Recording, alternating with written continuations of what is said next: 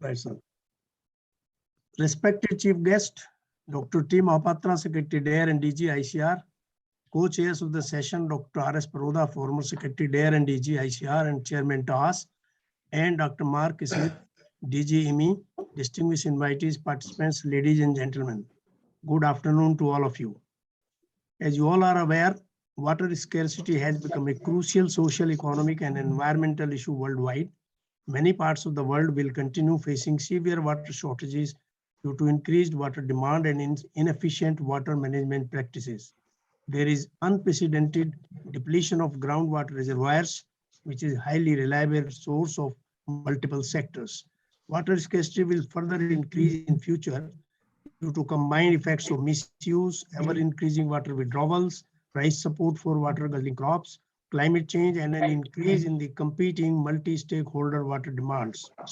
Increasing groundwater use without water conservation and augmentation measures intensifies declining of groundwater levels. In India, there are policy instruments and programs like More Crop Per Drop that promote scaling of micro-irrigation.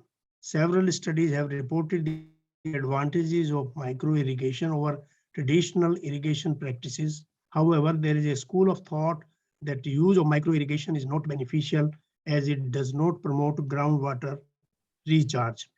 In view of this expert consultation is indeed very important and timely to discuss threadbare various aspects concerning water-saving technologies and suggest the strategies and way forward.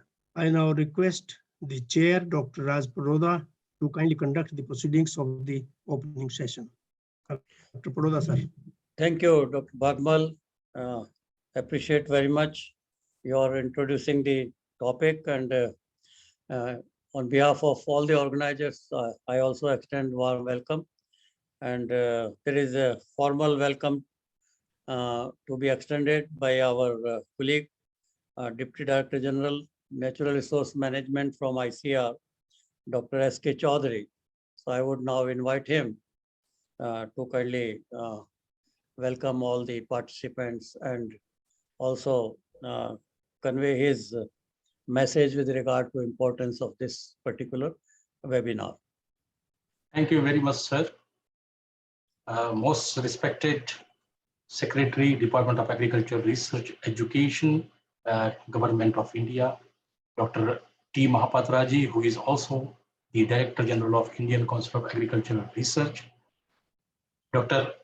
R.S. Paroda, Padma Bhushan, Dr. Paroda, I also welcome you for this is important consultation today. We have with us Dr. Smith, who is Director General of IMI at present, and we have many senior colleagues present here, Dr. J.C. Katiyal, Dr. H.P. Singh, Dr. A.C. Pandya. Also from IMI side, we have former DDG IMI, Dr. Chris Parry, Dr. Stephen is there. From IFRI, Claudia Ringler is also there. Dr. Alok Sikka, who is part and parcel of this today's consultation, because whole concept note and everything was jointly prepared by IMI, ICR, and TAS together. And also we have with us colleagues from various departments and organizations. Tushar Shah is also from IMI, and Ashok Kumarji, who is the Mission Director of National Water Mission, Government of India. Dilambu Sharanji, the Joint Secretary from PMKSY, and Atul Jainji, and somebody else also joined from Jain Irrigation. We have Mansingh, the Project Director from WTC IRI. Dr. Praveen Rao, our worthy colleague and Honorable Vice Chancellor of PJTSAU, Telangana, Hyderabad. And many more colleagues from various institutes like Dr. Atmaram Mishra, who is the Director of Indian Institute of Water Management, is here. Colleagues and scientists colleagues from various universities, state agriculture universities, and ICR Institute, they are here. Dr. Sangeeta Ladhaji is also here. And many other colleagues we have joined from institutes like Indian Institute of Water Management, Central Soil Sanitary Research Institute, Indian Institute of Soil and Water Conservation, also from WTC IRI, WTC Tamil Nadu Agriculture University, Coimbatore, and I think voluntary Hyderabad also, somebody had joined.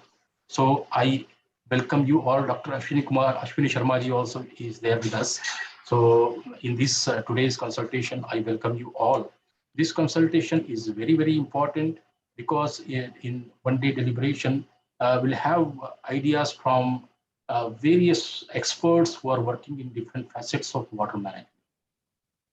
When we talk of taking the thing across the scales and dimensions, then it is always necessary to discuss the trade-offs across the board for whether it's adoption of micro-irrigation, creation of good water resources, or some specific policies and instruments which can help us enhance and spread the area under micro-irrigation and manage the demand or demand-side management.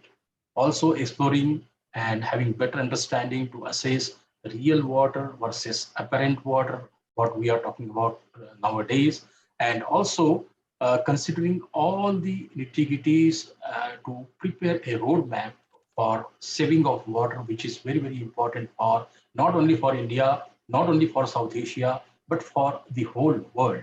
And this is so particularly important because of the threats of changing climate and continuous occurrence of weather-based challenges or extreme events all across the year.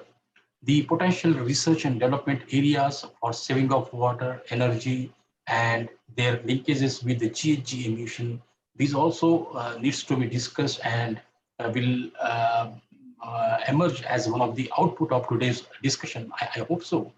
Also, while discussing, we'll see that what are the policies where some dent is required or some refinement is required so that we can further enhance the area under micro-irrigation. During the last 5-6 years, Government of India has made consistent efforts, all the research institutes for that matter, whether ICR or the universities, the continuous efforts are being made to bring more and more area under micro-irrigation. And more crop per drop is one such program of Government of India, linked with the PMKSY. Not only that, the other ministries, the programs of Ministry of Rural Development, programs of sanitation and Jal Shakti Mantralaya, the programs of ICR and Ministry of Agriculture, and also some programs of Ministry of Environment and Forests. All these are now pressing, and they are understanding the importance of water as a commodity, water as a resource, and making maximum utilization of water to convert India into a world agricultural power so that Indian agriculture be shaped for future requirements and demands. So accordingly, during the last 5-6 years, a lot of area expansion has happened in the case of micro-irrigation. Particularly last 5 years, if you see, after the Government of India's initiative as PMKSY and more crop per drought, roughly 6 million hectare area has came into micro-irrigation during the last 5-6 years, making total to 12.5 million hectare at present. And that includes half the area under drip and half area under sprinkler, both drip and sprinkler. If you consider total water saving in this, it is huge water saving.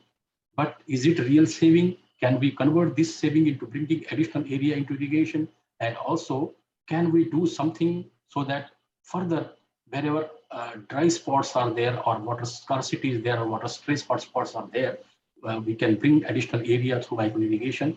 These are all the possibilities, activities which we are going to discuss today. And we are very fortunate to have wonderful presentations and wonderful panel for discussion. And moreover, we have Dr. Consultation Mahapatraji with us, who will provide a very good input to develop a roadmap for future. So at this juncture, I welcome you all in this consultation on behalf of ICR, TAS, and IMBI. I welcome each one of you, and I'm looking forward for the fruitful discussion during the next 2-3 hours. Thank you very much. Thank you very much, Dr. Chaudhary, for your very generous and warm welcome to all the participants. I also, on behalf of all the organizers, have the privilege to welcome Dr. Mahapatra, our chief guest this afternoon. Also, our special guest, Dr. Mark Smith, Director General, EMI, Dr. Alok Sikka, Dr. S.K. Chaudhary, Dr. Katyal. They had all been partner in organizing this event. Dr. Shiv, Dr. Chris Perry had been the initiator in a way to catalyze us to think more seriously about this issue. Dr. Tushar Shah, Dr. Praveen Rao, Dr. Man Singh, Dr. R. Kaur, Dr. H.P. Singh, Dr. Bhagmal, and many other colleagues.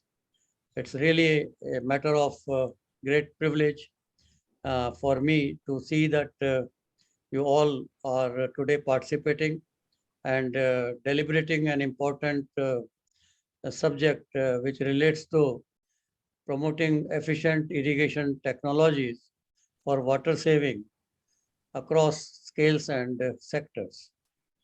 No doubt, water is going to be a scarce resource in future. Much is being talked, much will be discussed also today. We know without water, there cannot be any agriculture. We have also seen that it was the response to irrigation by improved genotypes, dwarf wheat and rices that led to uh, household food security and also from scarcity to surpluses through green revolution in India. We have witnessed the green revolution. We have witnessed the blue revolution, which is also around water. And recently we have been witnessing rainbow revolution in terms of vegetables and horticulture crops. We all know that in India, the total cultivable area is stable almost for last more than 2 decades, around 140 million hectare. Out of it, thanks to the policymakers and the efforts by the government, that we could create irrigation potential of about 65 million hectare, which means around 49% of the total area. So we still have 51% area which is rain-fed, and in that context, we have also seen that there are initiatives to increase this potential of irrigation that has been created through canal system and also through that of the micro irrigation system, that we have to increase it through efficiency and at least cover instead of 65, 70 million hectare area. No doubt cropping intensity has increased from where we were when we became independent, hardly around 100% cropping intensity, now is 136%, which means we have been able to move forward, use water through canal system. The projects like Bhakra and Hirakund were also built. Even one of the longest canals called Indira Gandhi Canal were also built. And there had been enormous efforts in that regard. And there is concern of increasing efficiency from the canal irrigated system. I won't go into the details of those today, but what is more important is that how do we increase the cropping intensity and area by using whatever water that is available. Fortunately, India also receives good precipitation. I think the highest precipitation area is also in India, Cherrapunji. And in that respect, there are areas where there are droughts, there are areas where there are floods. And no doubt there are efforts now. There is a ministry by the government created for water management, Jal Shakti. And there is also initiative which is called Prime Minister's Krishi Sinchai Yojana. And right from late 90s, there is effort to increase area under micro irrigation. And the area under micro irrigation today is around 9 million hectare, of which I understand under drip is around 4 million hectare. And we have to increase this area, to increase our cropping intensity, and to also think in the context of uh, uh, saving water to the extent possible and improve efficiency. And in that respect, we know that globally water withdrawals had been increasing, and they are almost by 6 times now than what they were when we started. And we have somehow uh, followed the cropping patterns like rice wheat, which are in long term probably not sustainable unless we bring in much better input use efficiency, including water, energy. And issue of water, energy, food, a kind of trio which is becoming very important, must draw our attention. Having said this, uh, we are happy that uh, there had been programs by the government to provide incentive in terms of subsidy on micro irrigation and increase more area, especially in the dry land. We have to make our dry lands, which we call gray areas, green. And those cannot be made green unless there is better water use efficiency, on-farm water use efficiency and harvesting. So uh, there is concern of producing more per drop of water. No doubt there are policy issues, and especially today's discussion revolves around the policy for promoting the micro irrigation further. There are 2 schools. I'm sure we will hear more while we listen to the technical session and speakers like Dr. Chris Perry, Dr. S.K. Chaudhary, and Atmaram Mishra, Dr. Stefan Ulenbog, and Dr. Alok Sikka, and Dr. Claudia Ringer from IFPRI. Besides, we have a great, group as panelists who are the experts in this field: Tushar Shah, Ashok Kumar, Sangeeta Ladda, Dr. H.P. Singh representing the Jain Irrigation, Dr. Man Singh, Dr. Praveen Rao, and Dr. Dinesh Kumar. Beside this, we are also being told that if you enhance area under micro irrigation, perhaps there is a lack of water recharge of aquifers. On the contrary, if you have to increase production, you have no other way but to go in for using more efficiently the water and covering more area where you don't have more irrigation potential which can be otherwise created. So in that context, there is a dichotomy. We have to understand what is the best and what policies and how these policies can help while on one way increasing water use efficiency using the systems that are there. Even these systems are being used in rice wheat system. I have seen that what you call is the drip system, created subsurface drip system, even can help in reducing the water use to a greater extent and increase the productivity of rice, reduce the greenhouse gas emission, and also at the same time increase nutrient use efficiency. So there are trade-offs, there are win-win scenarios. We have to see as to how do we move forward. And micro irrigation certainly helps in increasing water use efficiency in any way between 30 to 50%, depending on the situation and agroclimatic conditions. So having said this, I would not go into greater details, but I consider this as an important subject. I am really happy that ICR, through Dr. Mahapatra and Dr. Chaudhary and our other colleagues associated with it, and from IMI, Dr. Mark and Alok, and also from TAS, where we are a think tank, a neutral think tank, mainly promoting the activities relating to policy advocacy and public awareness.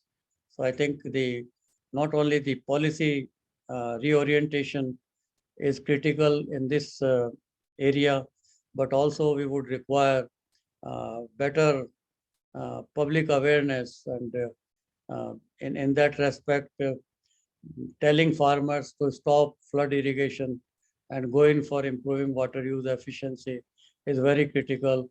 On policy side, not use water freely, which otherwise is a policy in many states, and there is no charge for water and no charge even for electricity. And these are the policies which are in a way counterproductive and often creating more difficulties and problems.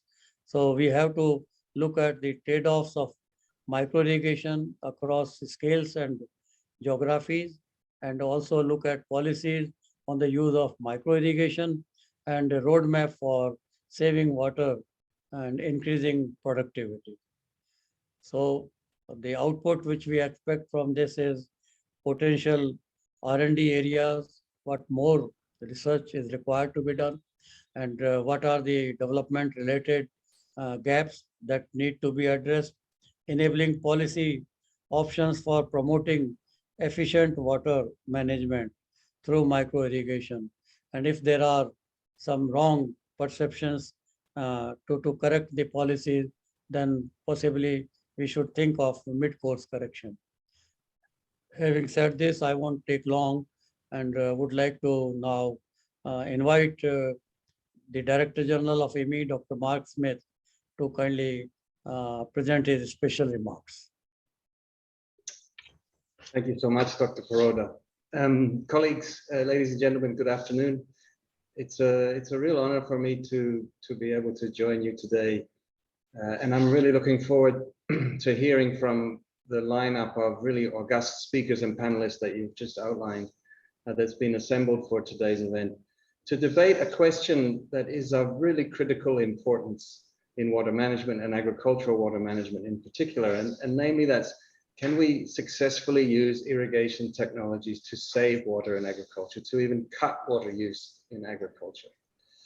I believe that this is amongst the most important questions facing water management today, because the dominance of water withdrawals for agriculture in many parts of the world means that reducing pressures on water resources from agriculture will have benefits that propagate through the whole water system by reducing risks from water scarcity to vulnerable people across sectors and to ecosystems. If we relieve that pressure, we will have more ability to get so much more right. So equality and access, climate change resilience, wetland conservation, and clean rivers, for example. This is the case for India, as well as for critical hotspots for water scarcity around the world. But again, that question, can irrigation technologies lead to real water savings at the scales needed? I'm really grateful then as a result to the co-organizers of today's expert consultation, and I congratulate them on convening a really timely and topical dialogue. In particular, I would like to acknowledge and to thank for their support and contributions to this event, Dr. Trilochan Mohapatra, Secretary of the Department of Agriculture, Research and Education, and the Director General of the Indian Council of Agricultural Research, Dr. Raj Paroda, Chairman of the Trust for Advancement in Agricultural Sciences, and the former Secretary for DARE and DG for ICAR, Dr. Chowdhury, Deputy Director General for Natural Resource Management of ICAR, and Engineer Pandya, the Secretary General of ICID. And also my thanks to everyone who's been involved in conceptualizing and organizing today's consultation, from ICAR, from TAS, and from IMI. And so on behalf of IMI, let me also warmly welcome all of you as participants who've joined us today. Now, I noted a moment ago the dominance of agriculture in global and national water accounts. And what I'm referring to here is, of course, the figure that we always hear, that agriculture accounts for 70% of global freshwater withdrawals and over 90% in some countries. And in India, as I understand it, this figure reaches 83%. And it's to be expected, therefore, that the promotion of efficient irrigation technologies is a high priority in India. And this is clear from the PMKSY More Crop Per Drop program of the government of India and other government programs that promote micro irrigation with the objective of enhancing the efficiency of water use in the agricultural sector. Such initiatives are a key component of efforts to build and then transition to a sustainable and resilient agri-food system in the face of increasing water scarcity, climate change, and ongoing demographic, socioeconomic, and environmental changes. But the complexity and the scale of the transition that's needed is really daunting. But when we look ahead, when we look further over the horizon into the future, I'm afraid that things only get more alarming. And this is true in India and globally. Demand for water is growing. So scenario analysis for the shared socioeconomic pathways indicate that globally by 2050, water withdrawals can be expected to increase by between 55 and 113% relative to 2010, including a substantial rise in water for food production. So that accompanying growth in water demand in these scenarios would be a 12 to 20% expansion in irrigated areas and an 18 to 29% increase in irrigation water withdrawals. This is at a global level. But if we couple those projections with projections that were published by the Potsdam Climate Institute in 2020, that to feed a world of 10 billion people within planetary boundaries will require a global net decrease, that's a decrease in agricultural land area of 16%, and a cut in water use for agriculture by 7%, then we get a sense of how truly formidable the challenge is becoming for agricultural water management. Because as demand for water for agriculture is rising, we have to actually find ways to cut water use, and especially in hotspots for agricultural water management demands, such as in northern India. At the same time, we also know that the report of the Intergovernmental Panel on Climate Change that was published in August of 2021 painted a very stark picture of this, that water risks are changing rapidly and water scarcity is becoming more prevalent. Now, for farmers, of course, irrigation is the critical means of managing these water risks. And in India then, between overexploitation of water resources and groundwater in critical production areas, water scarcity and burgeoning water risks across sectors for the reasons that we've just gone through, there's a severe risk, especially among the 85% of farmers in India who are small scale or marginal, that farmers may not have enough water to satisfy increased water demand by 2050. So as water management professionals, this set of converging stresses in the water system should truly focus our minds. And this is why I said that this consultation is so timely and topical. The questions to be addressed in today's dialogue, they sit at the center of understanding where solutions lie, solutions that can achieve real water savings at large scale. These solutions, there'll be a mix of managing irrigation water demand and reducing crop consumptive water use. And on the irrigation side of, on the side of irrigation demand management, micro irrigation is widely promoted because of potential for lowering demand by reducing the non-beneficial evaporation and non-reusable return flows. But we have learned that real savings may not be achieved because here scale really matters, because micro irrigation technologies can simply have the effect of saving water locally that is used to irrigate additional area, while reducing flows and recharge at larger scales and depriving other users or ecosystems of water that they need. So today's event is an opportunity to probe what this conundrum, the scale dependency of water savings through irrigation technologies, means for irrigation management practice and for policies in the context of India. So key questions in front of us then are, can improved irrigation technologies truly save water? And if so, in which contexts? Can higher water and energy productivity of micro irrigation be used to trigger that larger scale transition to more sustainable and resilient agriculture that I referred to earlier? What institutional, technical, and water accounting measures are needed to meaningfully monitor and manage water savings across spatial and temporal scales? And what combinations of technology change, management practice, management actions, and really a coherent approach across agriculture, water, energy, and climate policies can lead to true water savings? So as I stated earlier, the complexity and scale of the transition in water management needed in the coming years and decades can seem very daunting. But plotting a way through these challenges is also, of course, imperative. So let's use those questions and others that will no doubt come out as we go through this afternoon. Let's use those questions and the dialogue on them today to resolve ways forward for agricultural water management that can be successful in alleviating these growing stresses in water systems. So I wish everyone a productive afternoon and an enjoyable set of discussions, and thank you. Thank you, Mark. Appreciate very much highlighting important aspects both at the global and national level, especially with reference to India and the challenges that are there for managing the water resources more effectively and efficiently. I now have the privilege of requesting Dr. T. Mahapatra, the Secretary DARE, the Director General ICR. Dr. Mahapatra, thank you for being with us.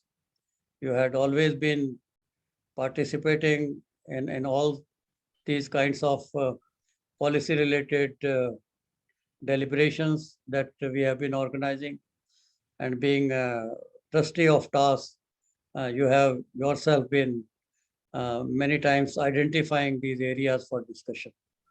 So we appreciate this is one of those areas which we had discussed, and you specifically desired that let us understand as to what are the specific differences of opinion and how can micro irrigation still be promoted for harnessing the benefits that smallholder farmers can accomplish. So with that, I would like to now request you, Dr. Mahapatra, to kindly address as chief guest this particular expert consultation. Thank you very much, sir. Respected Dr. Paroda, Chairman TAS, and ex-Secretary DARE and the GICR. Dr. Mark Smith, DG International Water Management Institute. Dr. Chaudhary, Deputy Director General, Indian Council of Agricultural Research, and many other stalwarts who are present today, including Dr. Katyal, Dr. Sikka, Dr. S.P. Singh, and colleagues from IMI, other colleagues from IMI. I also, Mr. Tushar Saha, many honorable vice chancellors of different state agriculture universities, other colleagues and experts who have joined today, all colleagues from the TAS, Dr. Bhagmal and others, scientists from the National Agriculture Research System who have joined this program. Let me extend a very hearty welcome to each one of you, and particularly Dr. Mark Smith, DG IMI, because of COVID, we have not been able to really physically meet and meet virtually. So thanks to Professor Dr. Paroda for thinking about this program and also bringing all experts together, and IMI in particular to this platform, being partner and also providing the knowledge, the information base for building India's water policy and also the other programs as well. As usual, Dr. Paroda thinks about something which is very, very important, crucial from the perspective of the country's needs and also having global relevance. Water remains central to all the planning because it is required not only for agriculture, for industry, for household uses, and for everything. Without water, civilizations perish. So it is central to our own existence. So for the existential reason, it's all the more important that we must deliberate and keep deliberating on water and various facets of water. And today, so our gratitude to you, sir, Dr. Paroda, for thinking about it and for organizing this particular expert consultation. I'm sure, as it has been in the past, your own engagement and very passionate involvement in bringing out issues and the process, providing a very specific and also with a broad background perspectives for building policy framework, and building research agenda for the country in various other issues in the past. And this should not be any exception. And I'm sure out of your rich experience, it would be possible to build a document, not just for the sake of printing a document, but preparing something for all of us to work on, and for the government in particular to look into the issues which are so relevant for necessary action. So also thanks to IMI for providing the support. We have been, as you have rightly pointed out, sir, we have been always, interested in issues and of this kind. And we are here today. My colleagues should be there. I'm not expert in water, but a few points I will mention. I'm sure during deliberation, those issues should be brought forward, and they would be focused on, and then leading to some of the useful recommendations. The topic chosen, as I said, concerns water, the promoting efficient irrigation technologies for water saving across scales and sectors. Water, use is so crucial for agriculture.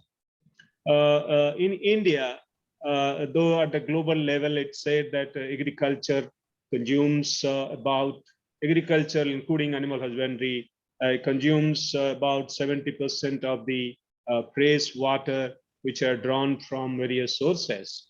And in India, it's estimated that about 80% of that goes for agriculture and allied sector activities. So it's a huge, kind of water demand, and water use out of the fresh water which is available with us. So that lays the kind of foundation of our deliberation and why we should be actually bothering so much about it. So the water certainly, we have in India about 50% of the area, irrigated, and another 50% still rain-fed, depending on rainfall. So out of this, 48 to 50%, area which is irrigated, that obviously, there we have been able to enhance the cropping intensity, as it was already pointed out, and that's the role of availability of water for irrigation purposes. So enabling more crops to be grown. But then, as it was pointed out, I'll not go into that details, that government has past few years focused very intensively, seriously on building the program that is called Prime Minister's irrigation program, and agriculture irrigation program. So that program has many aspects, and I'll not go into those details, but certainly it focuses on providing water to every field where crops are being grown. So in Hindi called Har Khet Ko Pani. So every field is provided with, is to be provided with water. Not easy, it's a very difficult task, but it requires quite a bit of effort. First of all, harvesting water, storing water, collecting water as much as possible. And that's the reason another slogan of Government of India: catch the rain wherever it falls, whenever it falls. So catching the rain where it falls and when it falls, signifies the importance of getting as much fresh water, rainwater as possible, so that we can have sufficient water for various purposes, including agriculture. But when I say this, that when we say that irrigation, water has to be provided to as much field as possible, then comes another slogan that per drop more crop. These are the slogans coined by Honorable Prime Minister himself, and he calls that he calls upon everyone concerned to work on growing more crop per drop of water and getting more returns from one drop of water. How do we really do this? And in that context, whatever is being discussed today is so important and so crucial. And it's not that we have not been discussing this, but then going further into it and where we lag and what is that globally emerging and how do we actually address that in our programs so that our efficiency increases. Of course, it is said that given the hydrology perspective, that water is never lost, and if whether you apply to surface flood irrigation or drip irrigation or whatever method you apply, so water will be somewhere. It evaporates, goes up, and then comes down. Goes down below, and then one can withdraw and then utilize. So it's not lost. So it will be somewhere. But the issue is that even if water is never lost and it is somewhere, but is it available in adequate quantity whenever it is required and wherever it is required? So that's the issue, the temporal and spatial considerations, and that puts agriculture under serious constraints. And so in that context, we need to really build our arguments why we need to take care of water. So obviously, there are various facets to this, and we need to really work on more, on improving the irrigation efficiency. After all, what is irrigation efficiency? And if we say that we get the return that we get out of the water used in irrigation and the amount of water consumed. So obviously that defines irrigation efficiency. So there will be several factors, contributing to this. That if we can manage with less water and get the same return in terms of performance, crop performance, certainly it would be far more an efficient system. And so this efficiency can be obviously the way we carry water to the field, the way we use water to apply water to the field, and so on and so forth. And obviously, all this august audience knows that, and Dr. Poroda did mention that, drip irrigation would be the best one, or maybe less than 5% water being lost and 95% being utilized. And so that is the best one. And we say that we have gone up to micro irrigation, including other methods, gone up to about 9.5 or 10 million hectares of area being irrigated through this method. So it's a long way to go. Where are the bottlenecks? Why we are not going fast? And how can we accelerate this? Is there any bottleneck with regard to policy, or in the schemes which are operating, there are some issues, and I believe that would be discussed so that we can bring changes in the schemes of the government which are operating. And obviously, when we say that we have to have this kind of systems of irrigation, surface irrigation, and we have the seedling and other technologies which ICR is developing. And even if those canal irrigated areas, and even if you allow and apply proper seedling of irrigation, in different crops as they have been worked out, that would also save quite a bit of water. But that also is not really being practiced. And can we really deliberate on that and then bring out what is required to be done so that the irrigation schedules which are worked out for different crops and cropping systems are actually put in place under field condition? Or what could be the alternative way of using canal water in a pressurized system, and ponding and allowing less of loss, and in the process increasing the efficiency, irrigation efficiency. Certainly we have scope to have crops which would be able to utilize, provide same results with less water. That's another area. I'm sure that would be another aspect of efficiency of irrigation. But what all other technologies should be required to improve the efficiency of irrigation, under field conditions?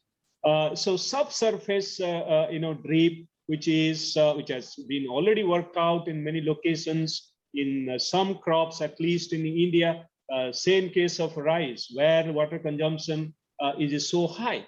And can we implement that large scale? And if we have to do that, what would be the requirements? Policy perspective there. All rice being converted, irrigated but subsurface drip irrigation system for rice. And one can go for direct seeding of rice, dry direct seeding of rice, or whatever. So DSR with subsurface drip. And I believe that should be a possibility, but that's not really much in this country.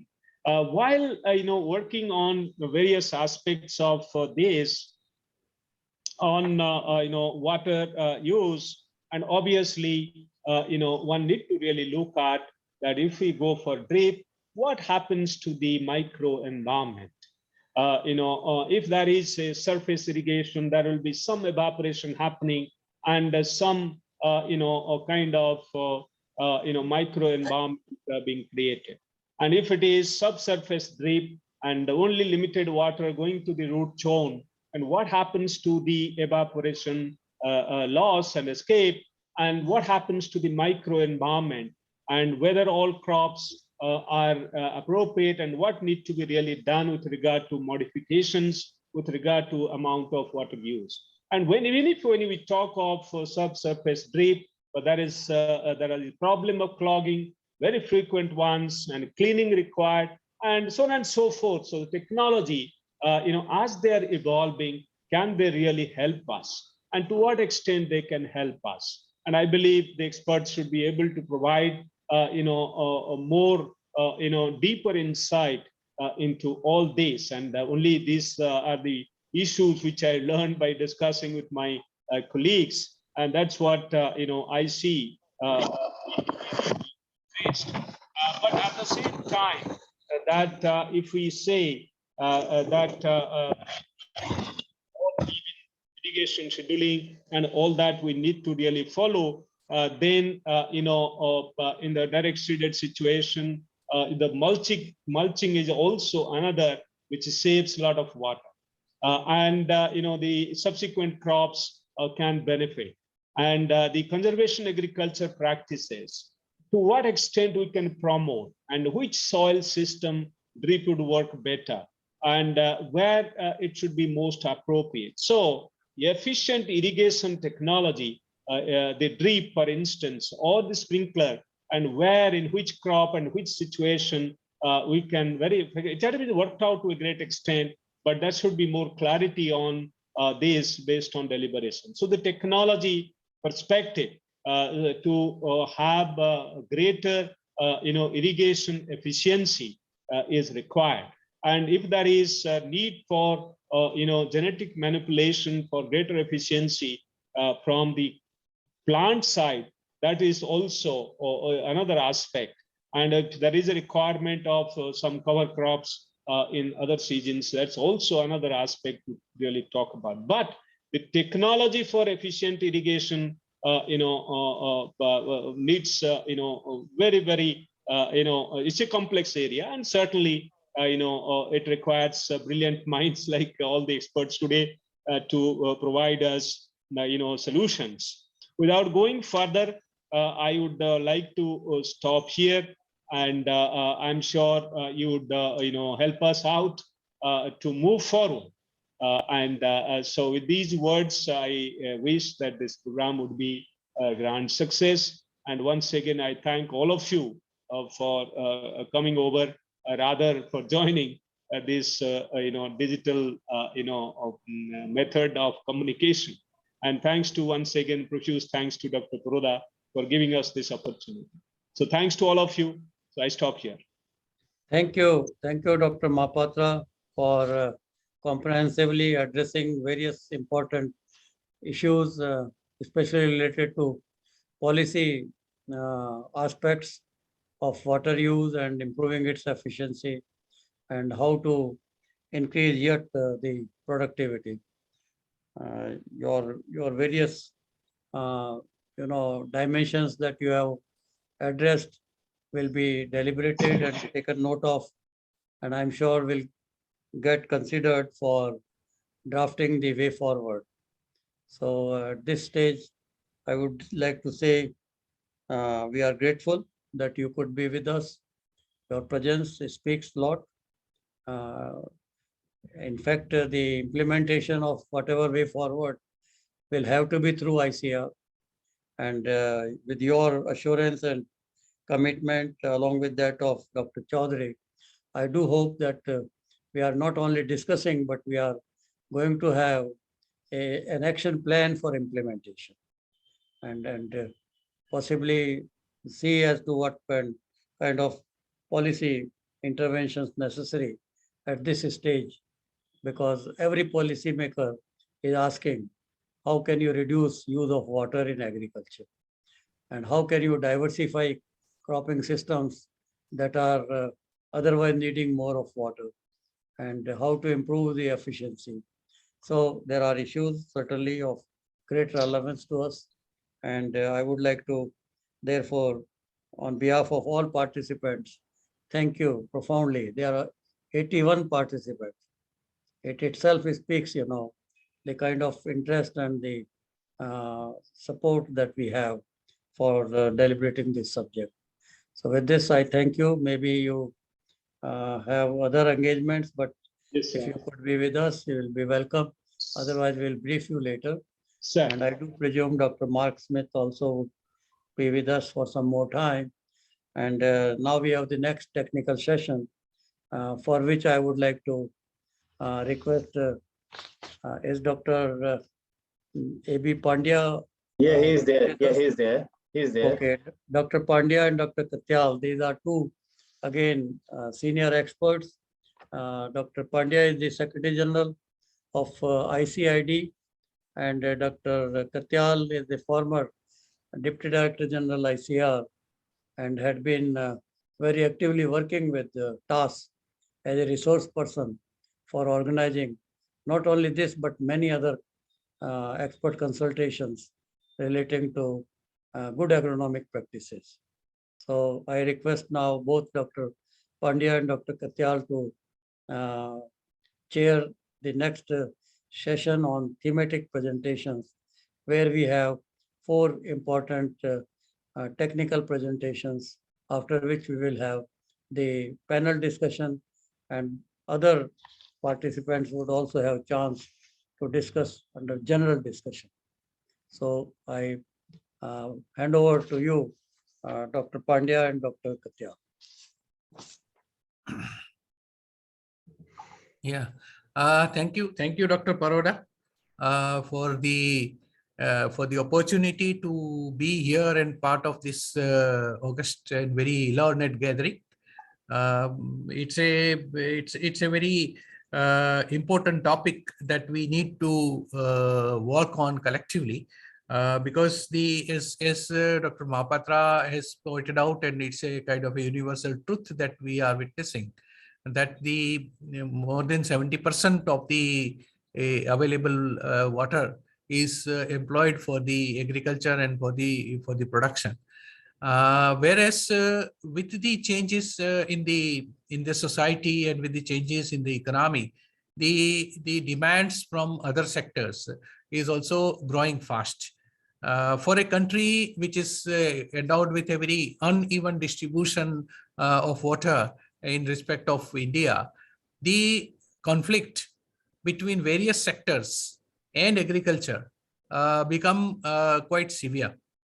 And at times managing this is becoming quite difficult. It leads to social tensions, it leads to political tensions, and also it creates certain economic imbalances which needs to be addressed seriously. Because if we do not do that, then the problems will keep on manifesting in various ways that we have seen recently in the country, and then we are also seeing at times in the other parts of the world as well.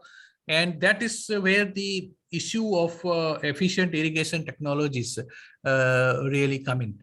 The efficient water management, which is the main part of the entire exercise, is a multifaceted and a multi-dimensional subject, and has a multi-dimensional components. The efficient management has to start right from the storages, then the conveyance, and then the application. It will not be possible to have the efficient irrigation technologies alone at the farm level to provide the final required outputs. Especially in our country, in arid countries like India. One of the very major issue that is affecting the water management, and especially the water deployment, is the issue of evaporation. We haven't really placed so much attention on the evaporative aspect of the water management. The temperatures in large parts of the country go very high, and during that period, the evaporation losses be they from the storages, or from the conveyance systems, or from the fields themselves, become extremely high. We need to really seriously look at this phenomena, because at times we have seen that even almost 50% of the stored water lands up getting evaporated. Now, evaporation is directly proportional to the exposed surface per cubic meter of the water that you have. And for that, the shallower the storages, the evaporative losses per cubic meter of water go very, very high. This is an aspect which is not fully being considered when we are looking at the water management. The same is the case when we come to even the on-farm applications. And that is one of the main reasons that we would like the water to reach where it is needed, rather than water to go where you do not know when you will be able to retrieve it back, or whether how much energy you will spend in order to get back that water to your usable systems, and then again redeploy it in the same manner. That means we may double the evaporative losses, which are not providing us with any economic output in terms of crops, and at times it may be even giving us some kind of an adverse kind of effects. For example, in case of various project commands, there are good number of areas which are having very heavy soils. And then if we have the uniform application methods, then the issues of the waterlogging and salinity comes on. And then that waterlogging ultimately results in complete loss of water, especially from the point of view of the chemical composition, as well as also from the point of view of the evaporation, which is completely idle and unusable. So having the efficient irrigation technologies, which encompasses all these aspects, is very important, and we must be looking at it from a totality angle. Simultaneously, yes, as far as the issues of the areas of on-farm applications are concerned, the technologies have been growing very fast, but the gap between the technologies and the application or the implementation on field is having quite a big gap that we are required to actually fill up, and that is a gap which is leading to a lot of what I will say, a lot of unnecessary disputes and unnecessary tensions in our society. For that purpose, a very important aspect of social acceptance of the new systems become very, very important. There are now very good technologies, especially the solar powered micro irrigation technologies are quite promising, because they are putting in a relatively less burden from the energy point of view on the available water resources. But then simultaneously, the implementing those systems is going well at the prototype level, at the demonstration prototype level, but then making them adopt across the board is a challenge that is required to be addressed.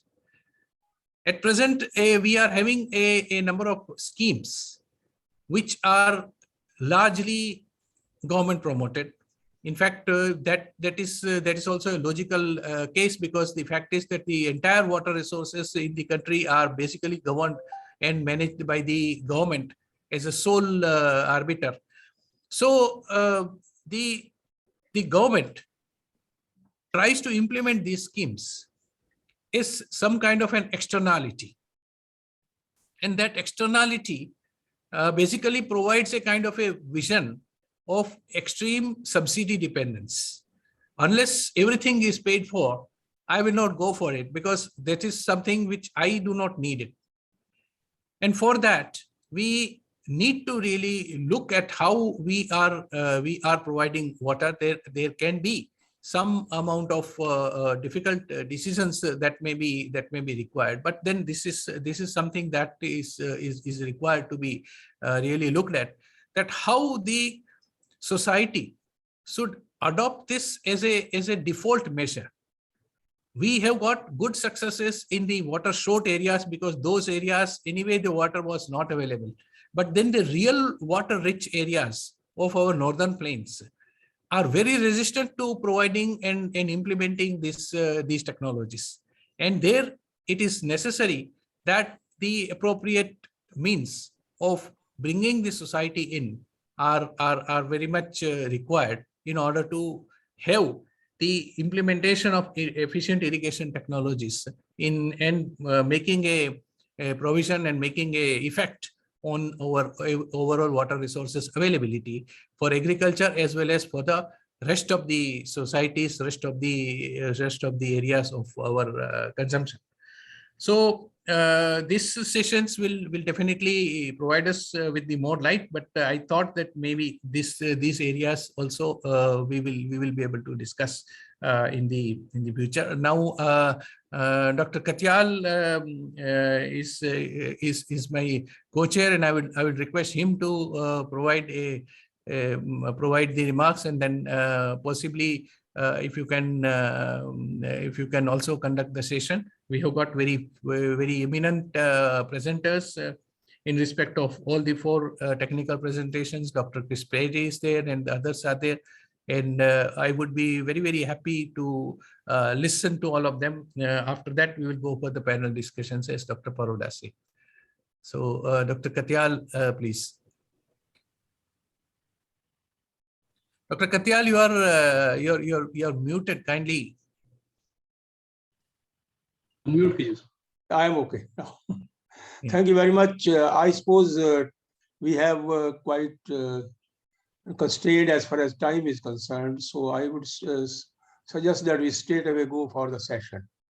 I would request Dr. Chris Perry, with whom I have a month-long discussion and interaction and learned a lot from him. Dr. Chris Perry is going to speak, does improved irrigation technology save water? Dr. Chris Perry, I invite you for your presentation. Thank you. Can you hear me? Yes. Okay. I mean, I've sent my presentation as a recording, so please just now play the recording because I'm worried about the power supply here. We're having storms and occasionally we get power cut off. So just play the recording, which I sent to you a week ago. Thank you.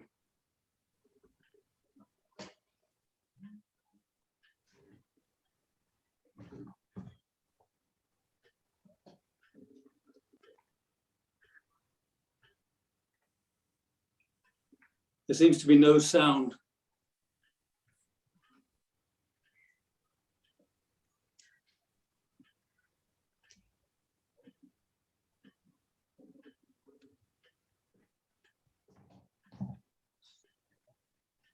Timi madam, you please share the audio as well. Yeah, you remove the phase pause. No. Sir, is it audible? No, you share audio as well because only video is shared.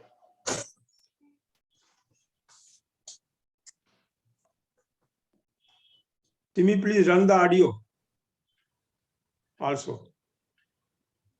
First, you unshare.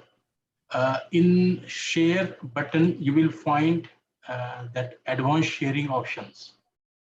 And from advanced sharing options, you select both.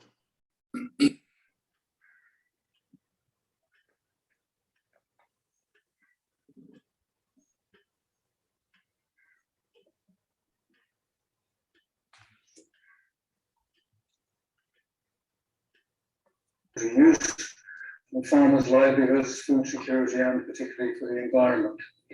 There aren't any easy options, and designing the options we do take on board needs to be based on science and on this assure the peer-reviewed information that we have available. Can you increase the volume? Sir, it is full. Full.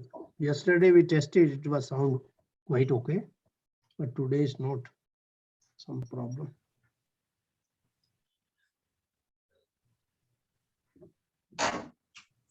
Unfortunately, there are some serious misconceptions distorting that analysis. May I suggest that you retest it and we can go to the next presentation with the timing? That would be nice. Okay. If there is any, technical hitch, Simi, you better recheck again, and next one we can take and Dr. Chaudhary and Dr. Atmaram, please. Dr. Mishra. Yes, sir. Coming, sir. Improved water savings from efficient irrigation and water management technologies. Dr. Chaudhary and Dr. Atmaram Mishra. Yeah. Please. Dr. Mishra will make presentation. Dr. Mishra, please. Thank you, sir. Is it visible now, my slide? And am I audible? Please go ahead. Yeah. Please go ahead. You are Okay, thank audible. Thank you, sir. Most revered chairs and my colleagues, the topic which we are given is water saving from efficient irrigation management technologies. And this actually, my entire presentation will have three small subcomponents. The first subcomponent, I will be just showing actually what is the present status of the irrigation in India. And then the second part will try to focus on actually the work which we have done with respect to micro irrigation across the country under the All India Coordinated Research Project on Irrigation Water Management, as well as also at IIWM Bhubaneswar.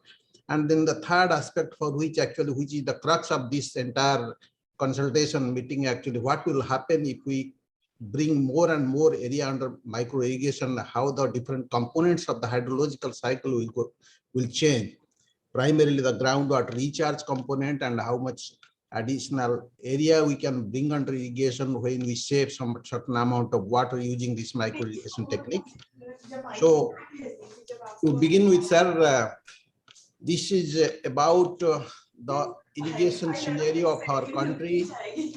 As has been said by my previous speakers, presently the net irrigated area is about 68.65 million hectare, so which is about 49% of the net sown area. So we can say that there has been tremendous expansion of irrigation facilities since independence, and that is why we have almost now covered half of our entire net sown area under irrigation. And if you see the right side graph, the top one, actually out of this entire 68.65 million hectares, 64% of this actually is irrigated using groundwater resource. This is one of the important aspects as far as India is concerned. So now that is why there is a decline in groundwater table in many pockets of the country. And if you see the overall irrigation efficiencies, for surface irrigation, it ranges about 35 to 40%, and about for groundwater irrigation, it's around 50 to 55%. And 75%, because almost 10-15 years before, it was 83% of the total water utilized was used under irrigation sector. Now it has come down to 75%, and it is expected that in another 10 to 15 years, it will further go down and it will be around 63%. So that is why our irrigation has to be more efficient, more judicious. And therefore, actually, micro irrigation is one such appropriate technology which really can give the desired results by judiciously using this irrigation water.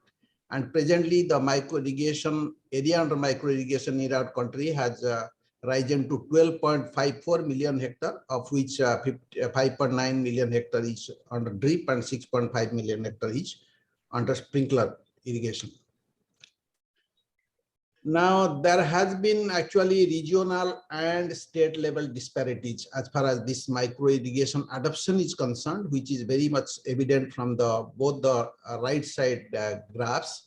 On the top one, actually, you can see that the southern region actually is quite ahead of as far as micro irrigation adoption is concerned, followed by western. And if you see the eastern region, actually it is abysmally low, the adoption of micro irrigation in eastern region. And the right side down graph, actually, if you see the state-wise distribution, the state like Rajasthan, Andhra Pradesh, there are 6 states which almost constitutes about 80% of the micro irrigation. And the remaining states are yet to expand their micro irrigation.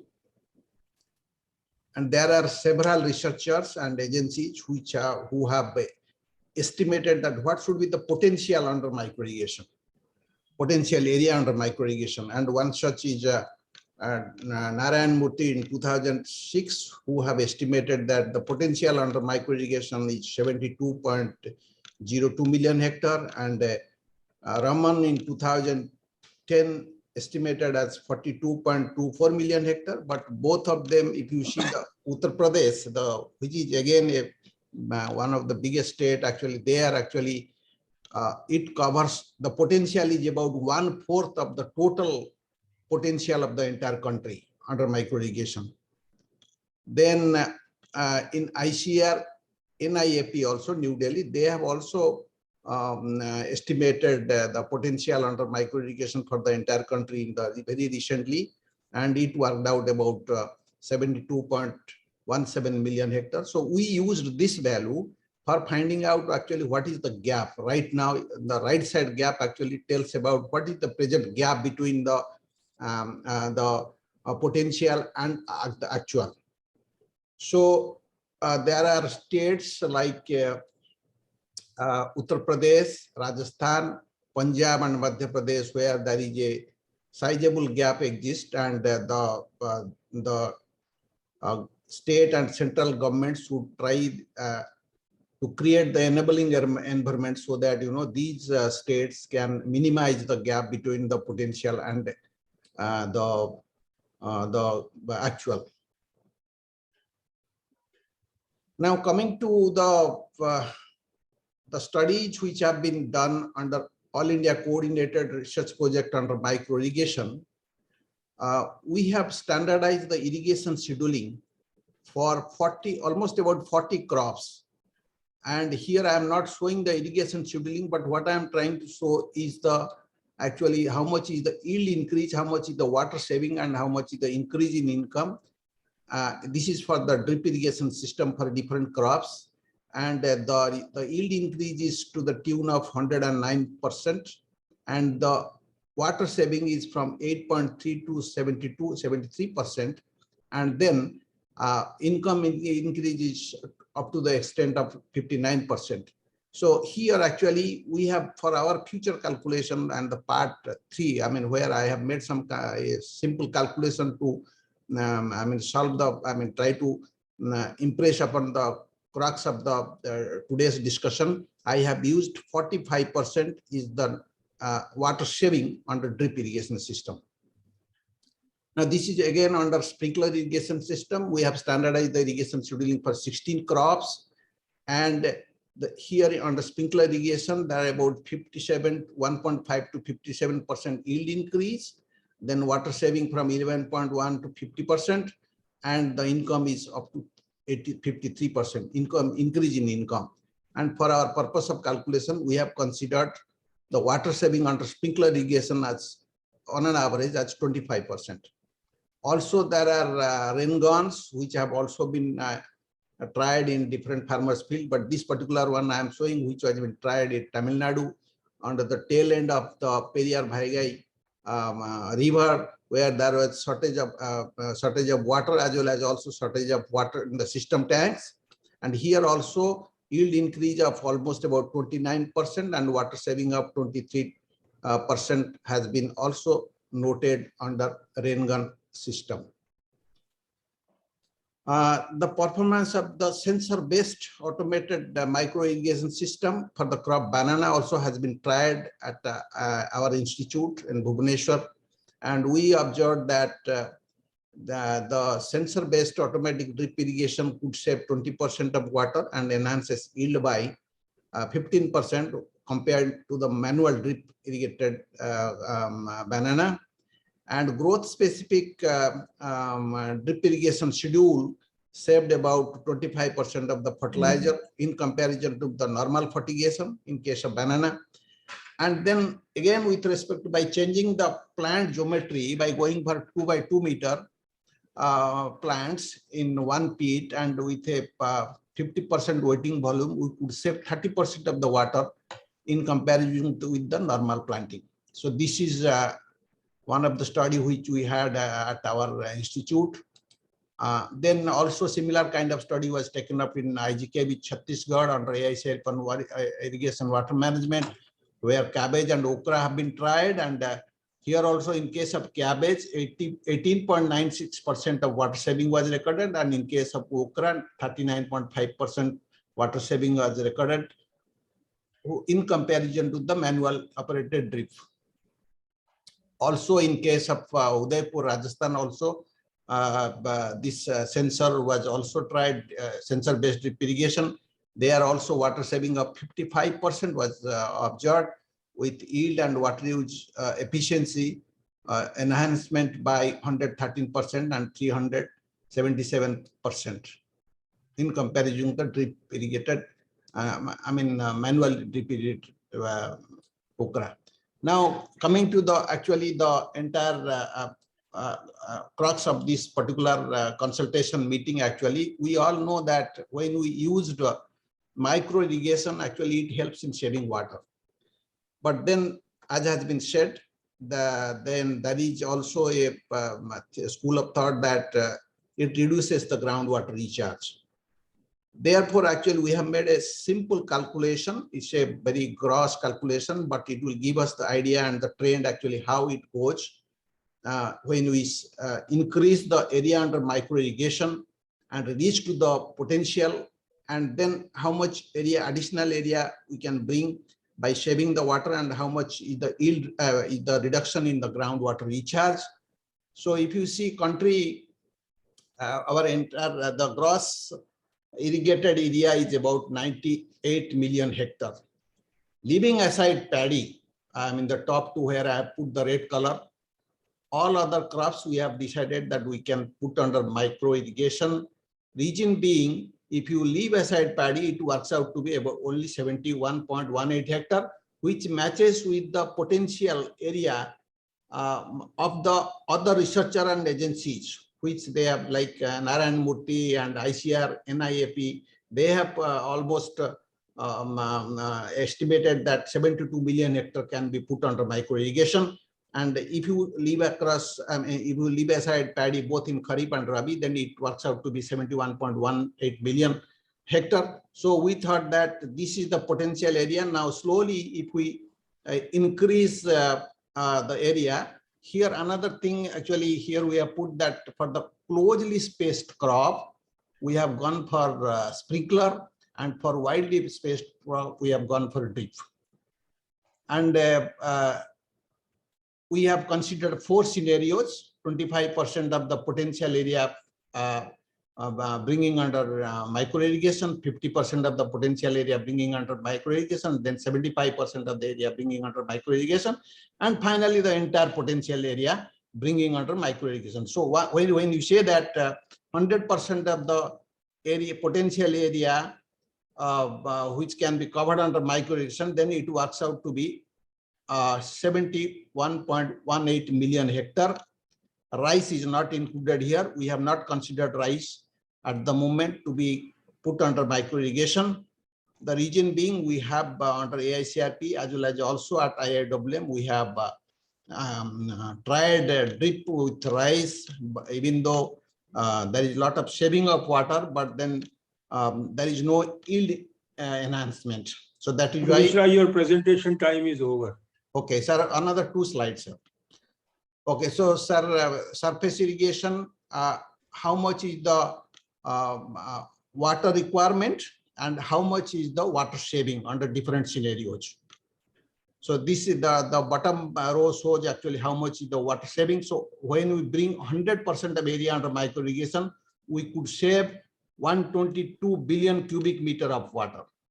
And then how much is the recharge reduction? Once we put 100% under micro irrigation, there is only 2.28 billion cubic meter of groundwater recharge. Whereas when the entire area is under surface irrigation, that is about 58 billion cubic meter of groundwater recharge. Now this actually we have tried to put in the graphical form, which will tell actually the left side one shows actually the water which has been saved, and the inner one actually the additional area which can be brought under irrigation using the saved water. And the right side one actually tells if we use micro irrigation for irrigation using that saved water, how much area can be brought under irrigation. So this says that if we are, when we are going for 100% of the potential under micro irrigation, we could save 122 billion cubic meter, and it can bring 23 million hectare under using surface water. And if we are using micro irrigation, it can bring 32 million hectare under irrigation, additional area under irrigation. And the last one graph actually tells about how much is the water saving and water reduction in groundwater recharge when we have different scenarios or area we put under micro irrigation. In case of 100%, we have saved 122 billion cubic meter of water, but we have only reduced the groundwater recharge by 56.53 million hectare. Even then also we are in the plus side.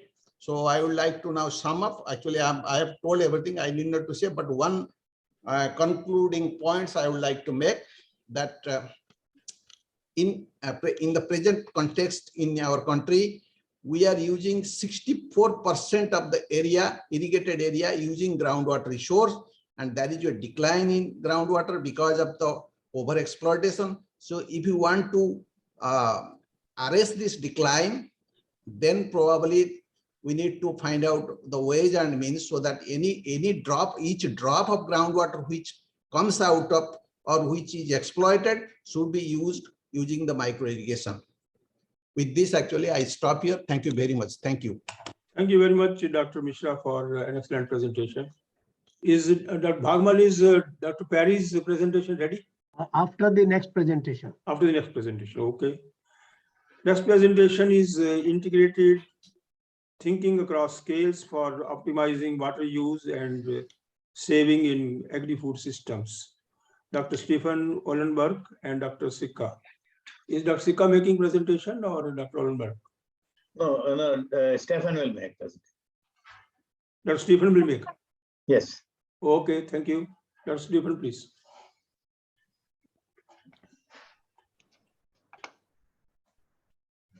Okay, good afternoon, ladies and gentlemen. Could somebody confirm that you see my screen? Yes. Yes, Stefan. Okay, super. Director General, ladies and gentlemen, it's a really a pleasure to contribute to this discussion. And I know we are running late and more than half an hour already, so I try to make my main points that I would like to acknowledge, of course, Dr. Alok Sikka, and a lot of the thinking that went into this presentation is published by a paper, which I will advertise a bit later, and big thanks to my co-authors on this one. We will not present some very detailed analysis of data from India as the previous speaker, but we hope with this presentation we will help a little bit with the bigger picture thinking that is necessary when we want to think how do we optimize water use and also think about water savings in the future. Why do we want to do that? What are the key reasons for looking at water productivity in particular? First point is, if we look globally, the set targets for hunger and nutrition are reached far too slow. There was a good development over some decades in the past, but if you just look at the last 2-3 years, it actually really goes the wrong direction, and we see actually an increase instead of a reduction of people going to bed hungry. That's particularly due to COVID-19 as well as the economic developments and the inflation that we observe globally. So we have tens of million more people pushed into extreme poverty and with being exposed to food and nutrition insecurity. Climate change, as well as many other global, societal, and natural changes, reinforce water stress. I think that point was being made by the opening speakers before, and therefore these climate smart solutions, where, for instance, irrigation can be key, are needed to in a sustainable way to intensify agricultural production. We need to increase the resilience of our food systems. I think also this became very obvious when we went through the pandemic over the last 2 years.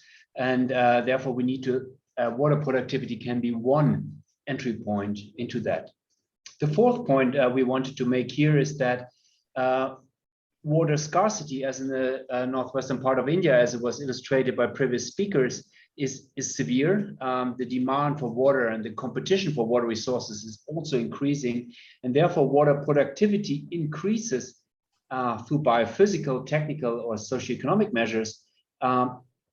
Can be one entry point to that, not the only one certainly, but it is one, and is also a globally recognized target, though there's some development cooperation policies that directly link to water productivity and put water productivity as a key performance indicator to analyze certain measures.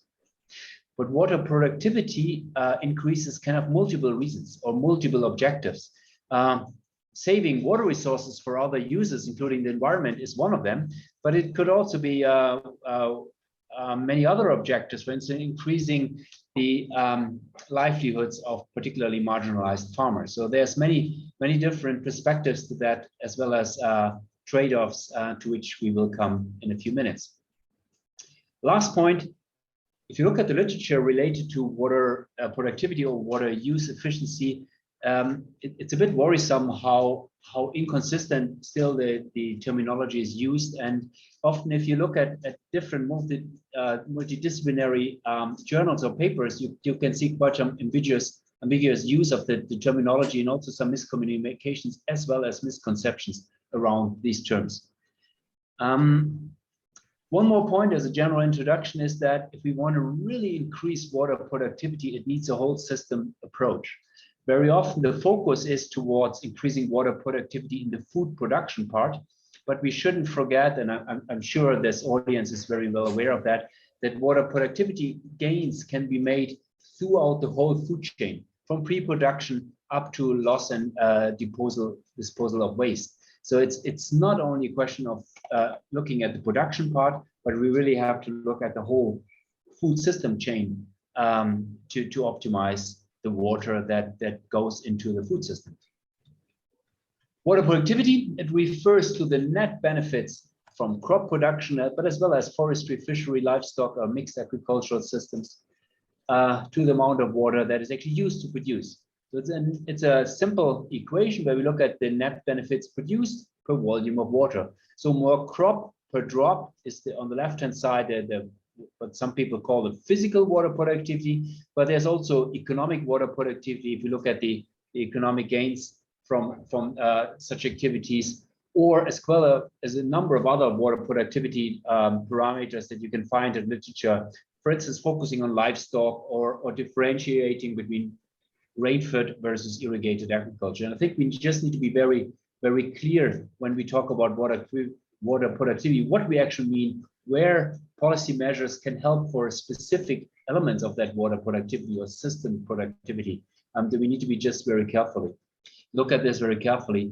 When I hear the water use efficiency term, that is usually used in irrigation engineering, and when we look at for instance, the applied water to an irrigation system, and then how much water is consumed in that, then the term makes sense. But if we scale that up to basin scale or larger systems, we have to be very careful. What do we define here as the numerator as well as the denominator in that equation? One more point, that often if water is not used, that it's kind of inefficient, then people often like to call it a loss, but water is never lost. As a hydrologist, I think most of us fully understand that it's going elsewhere, and we come to that in a minute. And one more point before I go into more discussions on that, I think we need to be very careful if we use the terminology and really differentiate between water use versus water consumption. And where do we measure this? Is it at the abstraction point, or is it at the point where we applied it to the field, which can be a huge difference, as we know. So a few more hydrological processes. I don't want to go too much into the detail that, but actually what we want to optimize with our measures is the transpiration flux, because it's the water that leaves the plant through the stomata. Actually, for getting carbon in, that's the main reason for crops to open the stomata, of course, is for carbon assimilation. It is that loss that we want to optimize in a good way to increase the desired outcome, either more biomass or better crops or more crops, whatever we want to have. But there's quite a number of other evaporation fluxes like soil evaporation, interception evaporation, particularly during sprinklers, which need to be very carefully analyzed in that respect. And to differentiate the different evaporation fluxes is important. Thanks to ICID, we have some clarity there, and there are people who are designing this figure where they differentiated between the consumed water and then looked at the consumptive water use for beneficial use. That's usually the one that goes to the crop that we want to have directly, while there's non-beneficial consumptive use from other vegetation, for instance, or even return flow. So it's not efficient from an irrigation point of view to the field, but I still have problems to call this losses, because these water fluxes still can be very important in terms of ecosystem service provision. They can be very different in terms of where does the water loss, is the water loss, is it going back to groundwater recharge, is it going back to the river, is it going back to maybe saline groundwater sources, and it cannot be reused. So this kind of, is it recoverable or not, is very important, as well as looking at the interdependencies of upstream and downstream water users need to be brought in, which therefore that basin approach is very important. Just a quick reminder, I'm sure many of you have seen similar figures of this as well. We actually have the possibility to measure water productivity in the field, which is experimentally quite intense. And I think the previous speaker showed super interesting data in that respect. But we can also do it from space and increasingly measure as well as continuously monitor water productivity development over time. These are a few slides there, in this case from Africa, where our colleagues were looking at measuring actual evapotranspiration. Again, it's a total ET, not only the transpiration part, as well as biomass growth, and be able to analyze that throughout the fields. And we can do that at quite large scale nowadays with the FAO WAPR data, Pan-Africa since 2009. Of course, only on a kilometer scale raster, but the previous figures which I showed you on 30-meter Landsat data, which allows us to, in a quite spatially explicit way, measure this. And I come back to the measurement later. We want to talk about what are key policies to increase or to optimize our water use. And one is to set the policies, but then it's also very important to continuously monitor and enforce policies. Therefore, these type of tools are very important to continuously be aware of our policy implementation and what's happening on the ground, without being able to measure everything in the field. These remote sensing analysis, even if they might well be off at the local pixel, are still very important to see the evolution of water use over space and time. Yes, there's quite a number of measures. I skipped that. I know that I speak to a highly qualified audience, and go directly to the water use efficiency term. And I wish Chris Perry would have spoken before me, because I know I expect that he will make some points about the irrigation paradoxon, as well as do we really save water? So I found the previous presentation super interesting, but the percentages we see there, it depends very much on what do we call really a saving of water. The point I want to make here is, yes, we can save water at the local scale. Yes, we can be more efficient, as the previous speaker clearly demonstrated, and there's huge potential, particularly in India. I think that point was clearly made, and I really appreciate all the data that was presented by ICAR. However, do we always save water through water quality improvements if we have a bigger picture approach? And there were quite a number of studies that actually doubt that.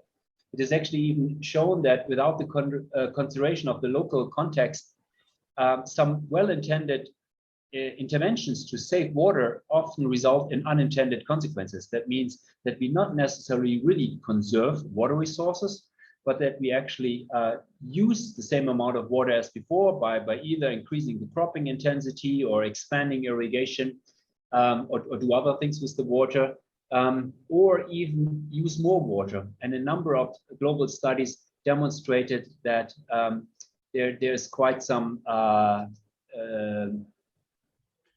difference between the myth and the reality. And I refer to this one paper from Punjab in Pakistan. It was an eye opener for me when it was published some 15 years ago, that the intention was to conserve water resources through high-tech technology, laser leveling, drip irrigation, etc., and really reduce the application of water at the field scale, and the hope that this translates into water savings at larger scale. But the reality actually showed the opposite, that at the net farm incomes increased, so that's good for the farmer, but it did not lead to an increasing saving at larger scale. Actually, the cultivated area were expanded, the cropping intensity was increased, and that increased to profitability, but not to the conservation of water resources. So if the policy or the assumption was here behind it that to increase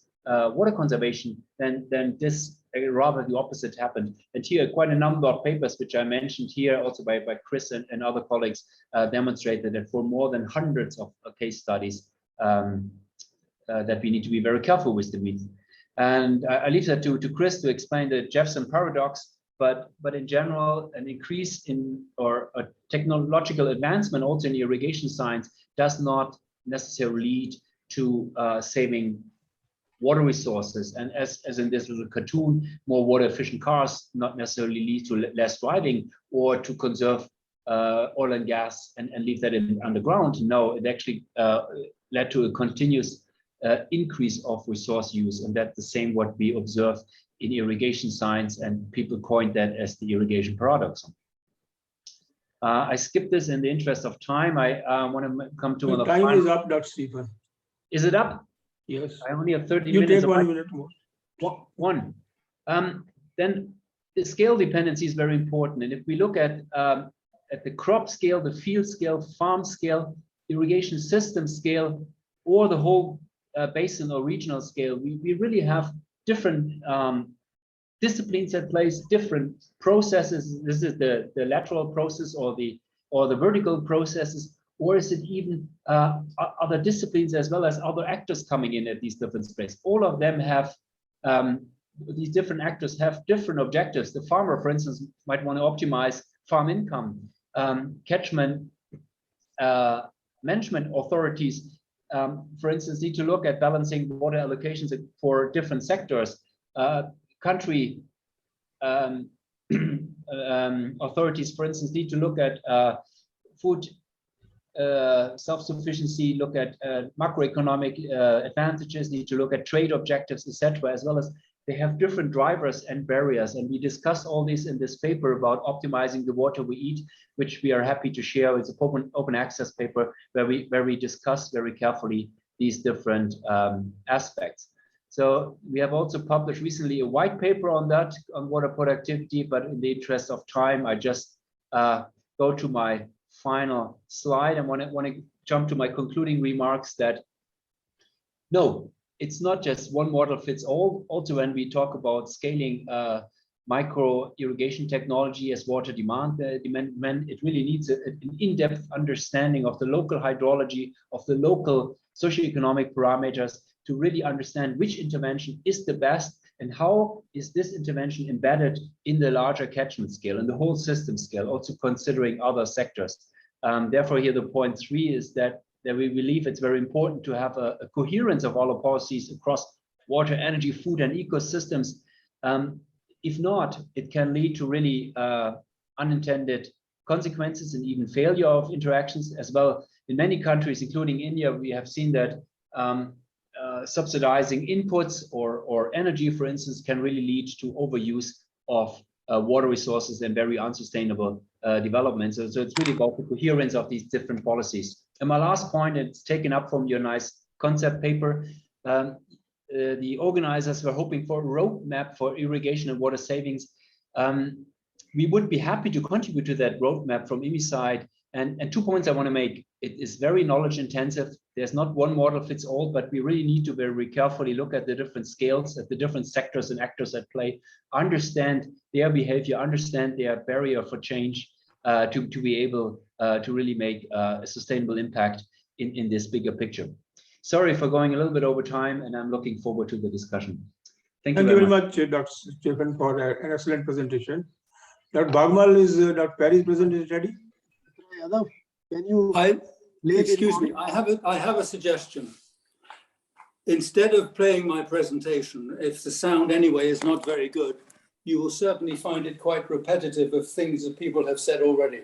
Let me talk just for 5 or 6 or 10 minutes, less than 10 minutes, Please about the points that have come out so far and emphasize them rather than Okay. just have a lot of repetition of things which people have already Is it mentioned. fine, Dr. Bhagmal? No, Chitra Yadav will be playing if the recording is to be played. Chitra, Okay. are you ready? No. Chitra, Simi, ये तो इनको फिर करने Yes, दीजिए। sir. Chitra को बोलो, वो तो कर रही थी ना एक के बाद। Yes, sir. May I have a suggestion, Dr. Katyal? Because Yes, please. I think it might be good, like what Chris is proposing, and he can touch upon orally few of the key important points. Okay. Okay, Dr. Perry, please go ahead. Okay. First of all, We apologize for this glitch. no problem, no problem. First of all, a little bit of historical context. The DG of IMI made a very nice presentation at the beginning of this session. In 1996, the first IMI research report was called The New Era of Water Resources Management, from dry to wet water savings. And it was precisely about this topic of irrigation efficiency and does it really save water? That was a quarter of a century ago. And now we are still having this conversation. A couple of years after that, IMI introduced the phrase crop per drop, which has now been adopted, I think, by your Prime Minister with some slight modification. So again, that topic has been on the table for decades. And now we are having this conversation again. Why is it so difficult for us to have the conversation? Because first of all, there are some preconceptions, as Stefan has outlined very nicely, about what really constitutes water savings. The terminology is very confused. What is water use? What is water consumption? And so on. In order to try and resolve that problem, ICID, which is based in India and very heavily supported by India, supported a consultation of all the national committees of ICID to discuss the issue of terminology for describing water irrigation efficiency, and came with the recommendation that Stefan already showed, that you divide water use into consumptive and non-consumptive use. Consumptive use is either beneficial, which is transpiration, or is non-beneficial, which is non-productive evaporation, and return flows, which are either recapturable or not recapturable.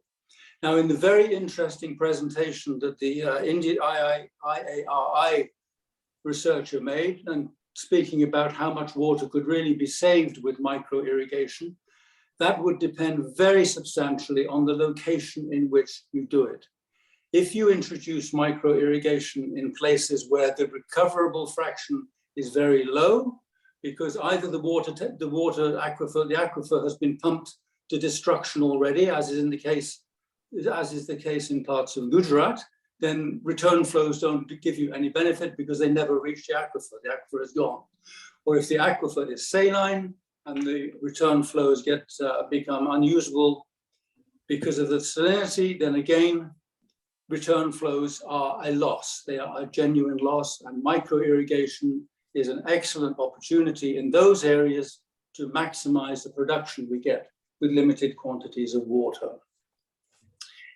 India is in the circumstance now where most of its productive aquifers are already in decline. They are being mined, they are disappearing. So the problem is not to constrain somehow the future consumption in some limited to an asymptote that is going to hit us in the future. The problem is to reverse current levels of consumption to restore the viability of these aquifers before they get destroyed, salinized, whatever. The politics of that reversal are severely challenging to any government. One of the speakers earlier on mentioned that water resources in India are primarily a government issue. I would disagree with that. Groundwater consumption, groundwater access in India is essentially uncontrolled. The government is not playing the part it should do, which is extremely difficult, but it is not playing the part it should do to control access and limit unsustainable groundwater use. I would contend that in places where government is able to do that, the farmers will astonish us with their innovations and the options they choose to maximize the returns to the water which can reliably be made available to them. If government does not do that, as in various places, I already mentioned Mehsana, for example, in Gujarat, the resource just gets destroyed. That's what the tragedy of the commons means. An open access resource, farmers will simply pump it to destruction. Jevons paradox has been mentioned by Stefan. Let me just talk a little bit, what is that about?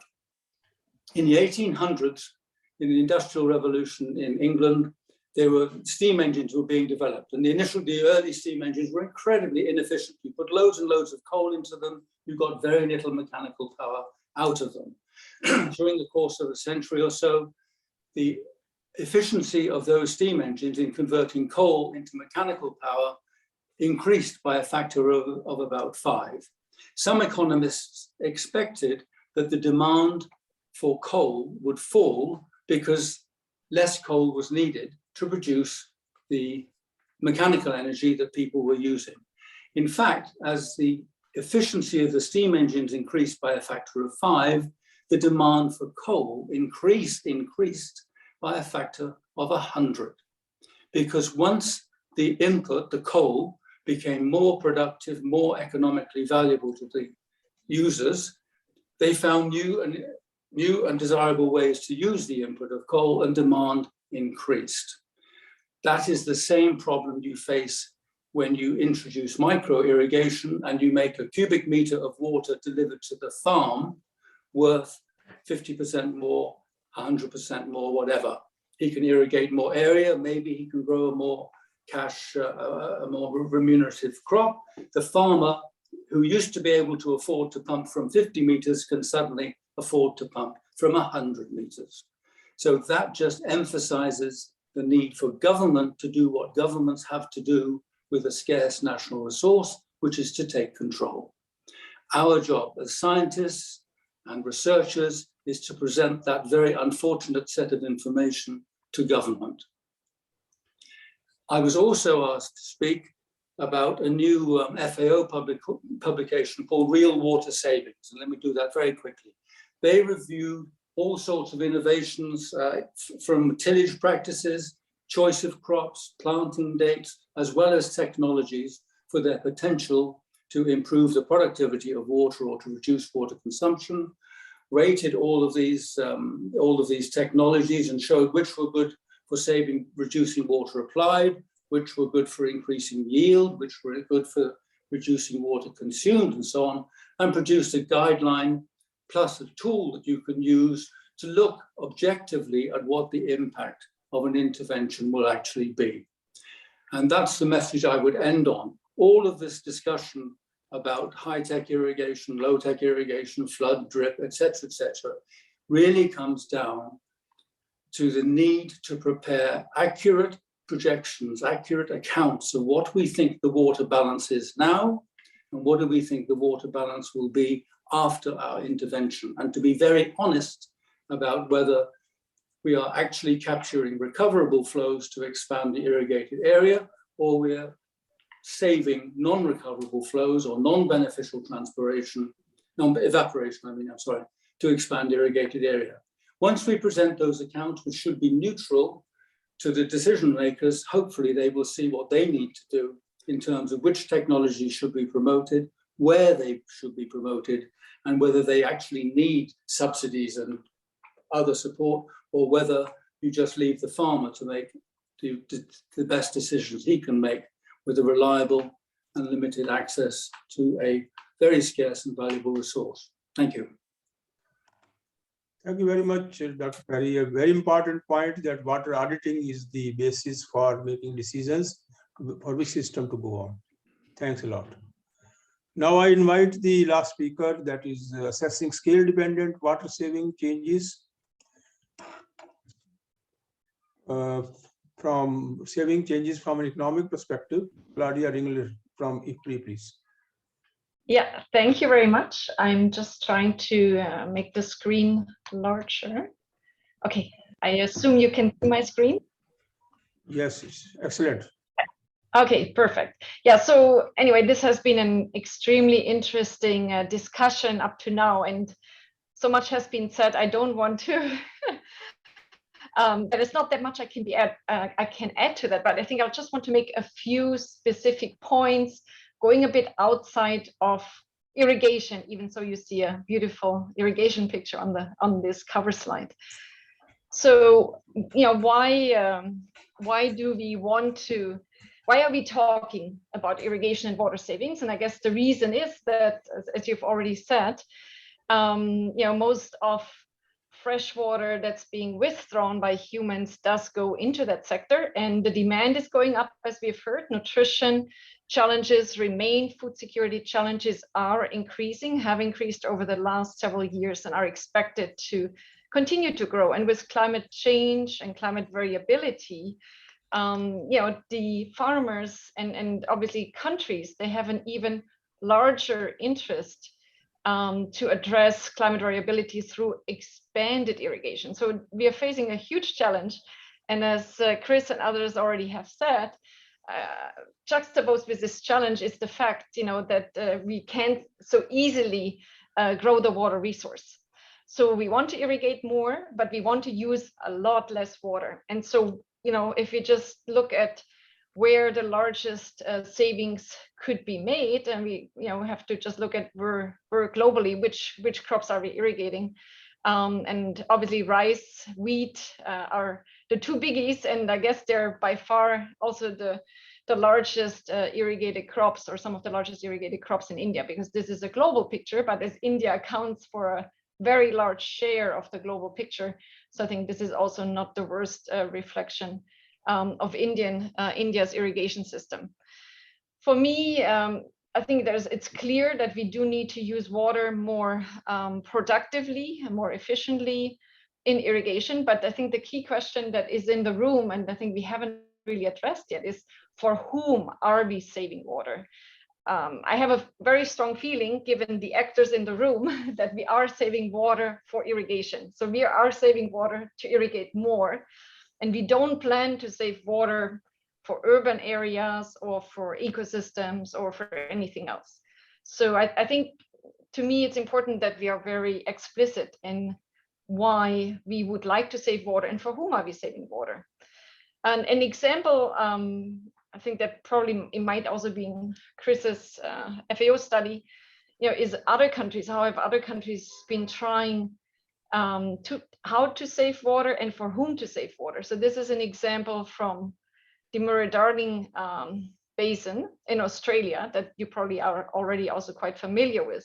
So, you know, similar to other countries, you know, the country has faced a millennium drought. In fact, the Western United States is facing a millennium drought as well right now. So similar talks going on.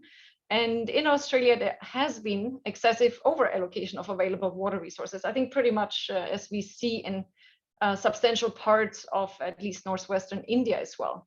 So the response of the Australian government was the Water for the Future plan. And they made available for this plan a significant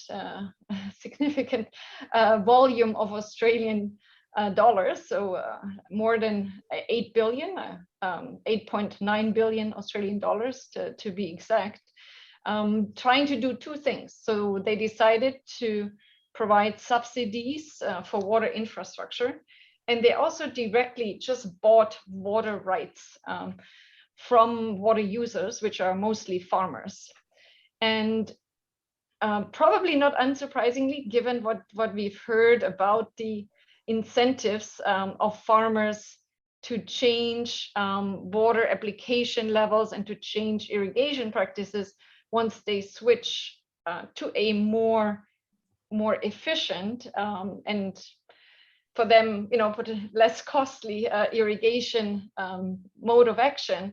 So obviously they have often expanded irrigation use, so the evapotranspiration component of irrigation, and so the final cost of saving water, and in this case, the water was not supposed to be saved for irrigation, it was supposed to be saved for ecosystem health. But the cost of doing so was 12.5 Australian dollars per cubic meter through the irrigation pathway, so advanced irrigation technologies, and it only cost 2 Australian dollar per cubic meter from direct buyback of water rights. So you probably had happier voters in Australia, but there certainly was a huge economic cost to the overall society from trying to save water through advanced irrigation rather than through direct purchase of water use rights. So yeah, just as I've already said, it's important to be upfront for whom we are saving water.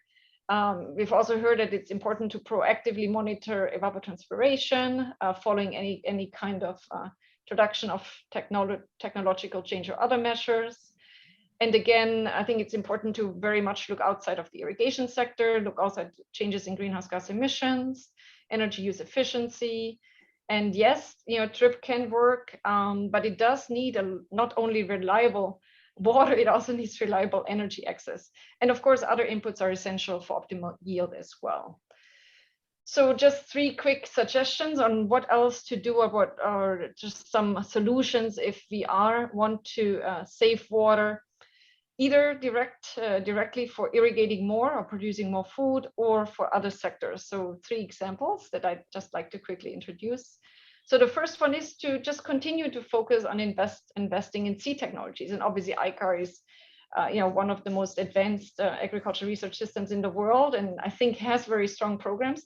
But I think it would be important to link those programs more closely with irrigated agriculture systems and with irrigation experts, so that these investments in advanced seed technologies really save water and don't, for example, depend on continuous and perfect irrigation water supplies.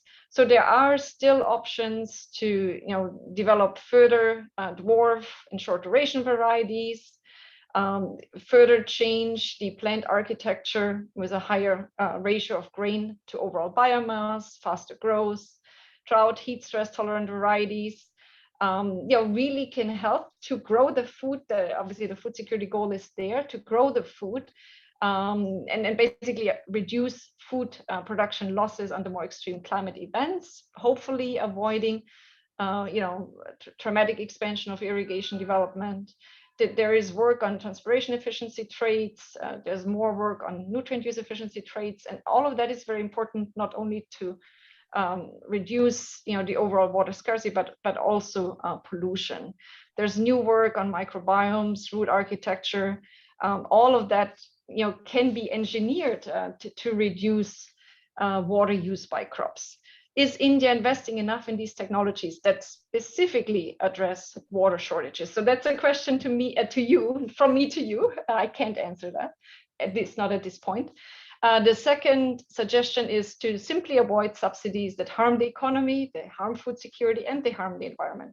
This is just an image from Disha Gupta that she has published last year, where she looked at the impact on changes in groundwater levels or groundwater tables here from pre-monsoon groundwater table depth before and after a policy change. So Punjab used to have a flat rate tariff. Haryana has it. Punjab changed to completely free electricity. Even a flat rate tariff is a very high subsidy, but they changed to free electricity. And as you can see, the increase in groundwater depth was much more dramatic in Punjab because of this policy change. So that actually has led to the opposite of water savings. So we've seen a dramatic increase in per hectare water application, for example, to rice. And if we are at all serious about water savings, so I think that would be a key entry point. And there's always the worry that the farmers could possibly be worse off. Of course, a free electricity is a huge subsidy. So but we can actually pay farmers directly an amount per hectare to reintroduce the flat tariffs, and the government would be better off and the farmers would be better off. So you can do that, and water savings per hectare would be achieved without changing any irrigation technology, because farmers would directly again adjust, as they did here when they all got rid of their diesel pumps and bought submersible pumps. So the third suggestion is to simply eliminate crops that benefit few and they harm many. And the example here is sugarcane. This map shows production sites around the globe. What are the main sugarcane production sites? Sugarcane does very well in humid and very humid environments. So that's where it does best, such as in Brazil. But it's also, sugarcane is also being grown in semi-arid environments. And that's where India stands out. And so if you would, rather than just talk irrigation experts among themselves, bringing the nutrition and health departments of the Indian government, for example, this might be a policy that might get some traction, because you have huge public health bill, from poor nutrition outcomes that are linked certainly with far too low sugarcane and sugar prices. So this just shows the map from before. Where are we currently growing sugarcane? And you can see the areas where it should not be grown. They are here in red, and then the areas where it should be grown. And humid areas are where sugarcane should be grown and is done so, for example, in Brazil. But in India, so the red areas are basically much of the red areas here, semi-arid. Specifically is the Indian sugarcane area, and it simply doesn't make any sense to do so. Sugarcane is already highly subsidized pretty much everywhere, and there have been studies that if you remove all sugarcane subsidies, the production locations might not change dramatically. But what it does is it keeps sugar prices artificially low, and removing those subsidies would be a win-win-win strategy. Sugarcane, of course, can be grown using less water, such as with drip, at least, to grow a certain quantity of sugarcane. But again, I think my understanding is India already has implemented some moratorium on area expansion. So that is a good start, but I think it has to be linked with the gradual decommissioning of sugar mills and just taking sugar production more seriously in public health strategies. And several countries have started to establish taxes for sweetened beverages, really just to reduce the public health cost. It has been effective. It has reduced demand for sugar, has improved public health, and it would be very good for saving water if you're serious about saving water. And so just to conclude, India faces the largest, or at least some of the largest, water scarcity and quality challenges anywhere in the world. I would say the largest, certainly from a quantitative perspective. But it's not so clear if water saving is a priority in India. And why from an outsider perspective, it does not look like water savings are a priority in the country. I mean, the first reason is because there is free or subsidized electricity for irrigation. So it's very hard to see why, you can say I'm trying to save water when actually you are explicitly making sure that water cannot really be saved. And then we also have high levels of fertilizer subsidies.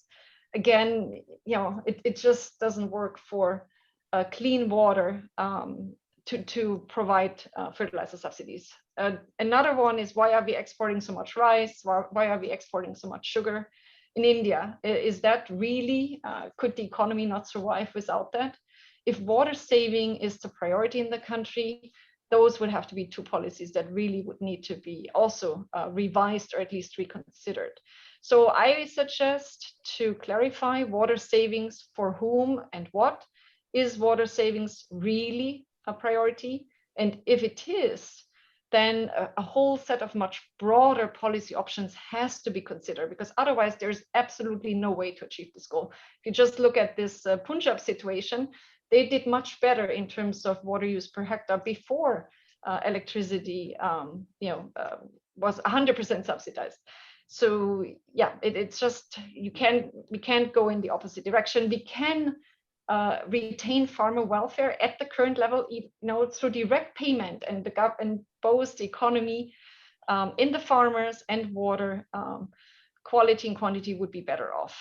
And finally, I imagine, but obviously I don't have the numbers right now, that we do have a large underinvested innovation space in agriculture, in India as well, and that underinvestment has to be better taken care of through increased investment rather than providing free electricity, and link it much better with addressing water scarcity goals and water scarcity outcomes. Thank you very much. Thank you very much for an excellent presentation. Dr. Sikka, Dr. Bhagmal, we are running 25 minutes late. I think we should move to the next session. I don't know what Dr. Pandya says. Does he want to make any Yeah, point? that is true. That is true. We can, because we shouldn't be encroaching upon our, succeeding session. Yes, and general discussion can be at the end. If Yeah. people have questions, they can raise at the end. Thank you very much. Dr. Okay, Sikka thank you, and thank you, Dr. thank you very much, Mr. Pandya and Dr. Katyal. So I think then, yeah, we can move into the next session. So my co-chair, Dr. Chaudhary. Dr. Chaudhary, can you put on your video? Or if not, anyway, I'll just get going with that. So for want of time. So let's see. I mean, there are, so first of all, thank you all very much for co-chairing the session, both of you, and also all the presenters on behalf of the organizers. And really very useful presentations. And perhaps we'll see that depending on the time which we have, and we can have more of discussion during the open general discussion. So I'll start with there are 7 listed panelists, and I see that all of them are there. So what I can do is that we have given you strictly said that 5 minutes. So please use 5 minutes very effectively to say, particularly in terms of how best you feel that we can promote the water use efficiency across scales and actors and the sectors as we have been talking about. And if you can make few very key recommendations for going way forward.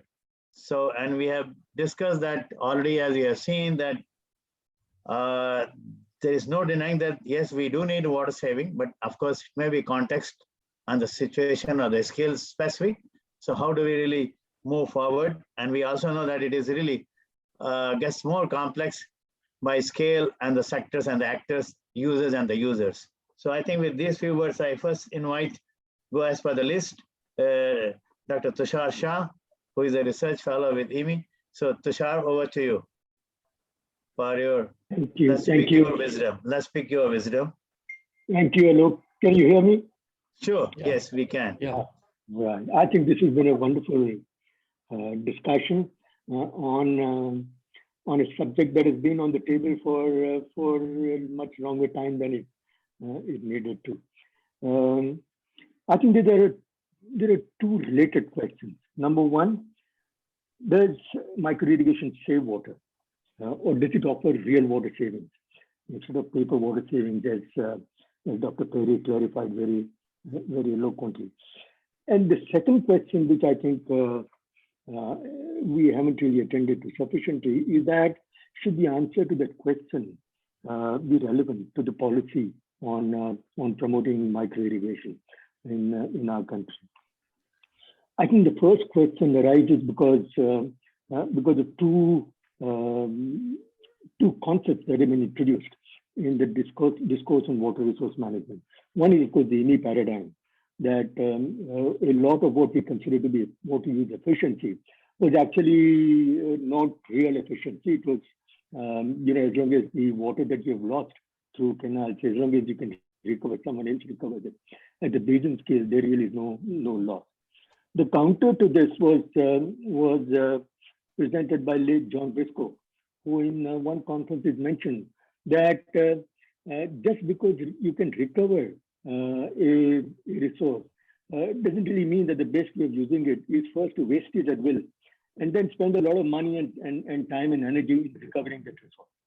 So I think that he was talking about the way Indian canal systems were managed.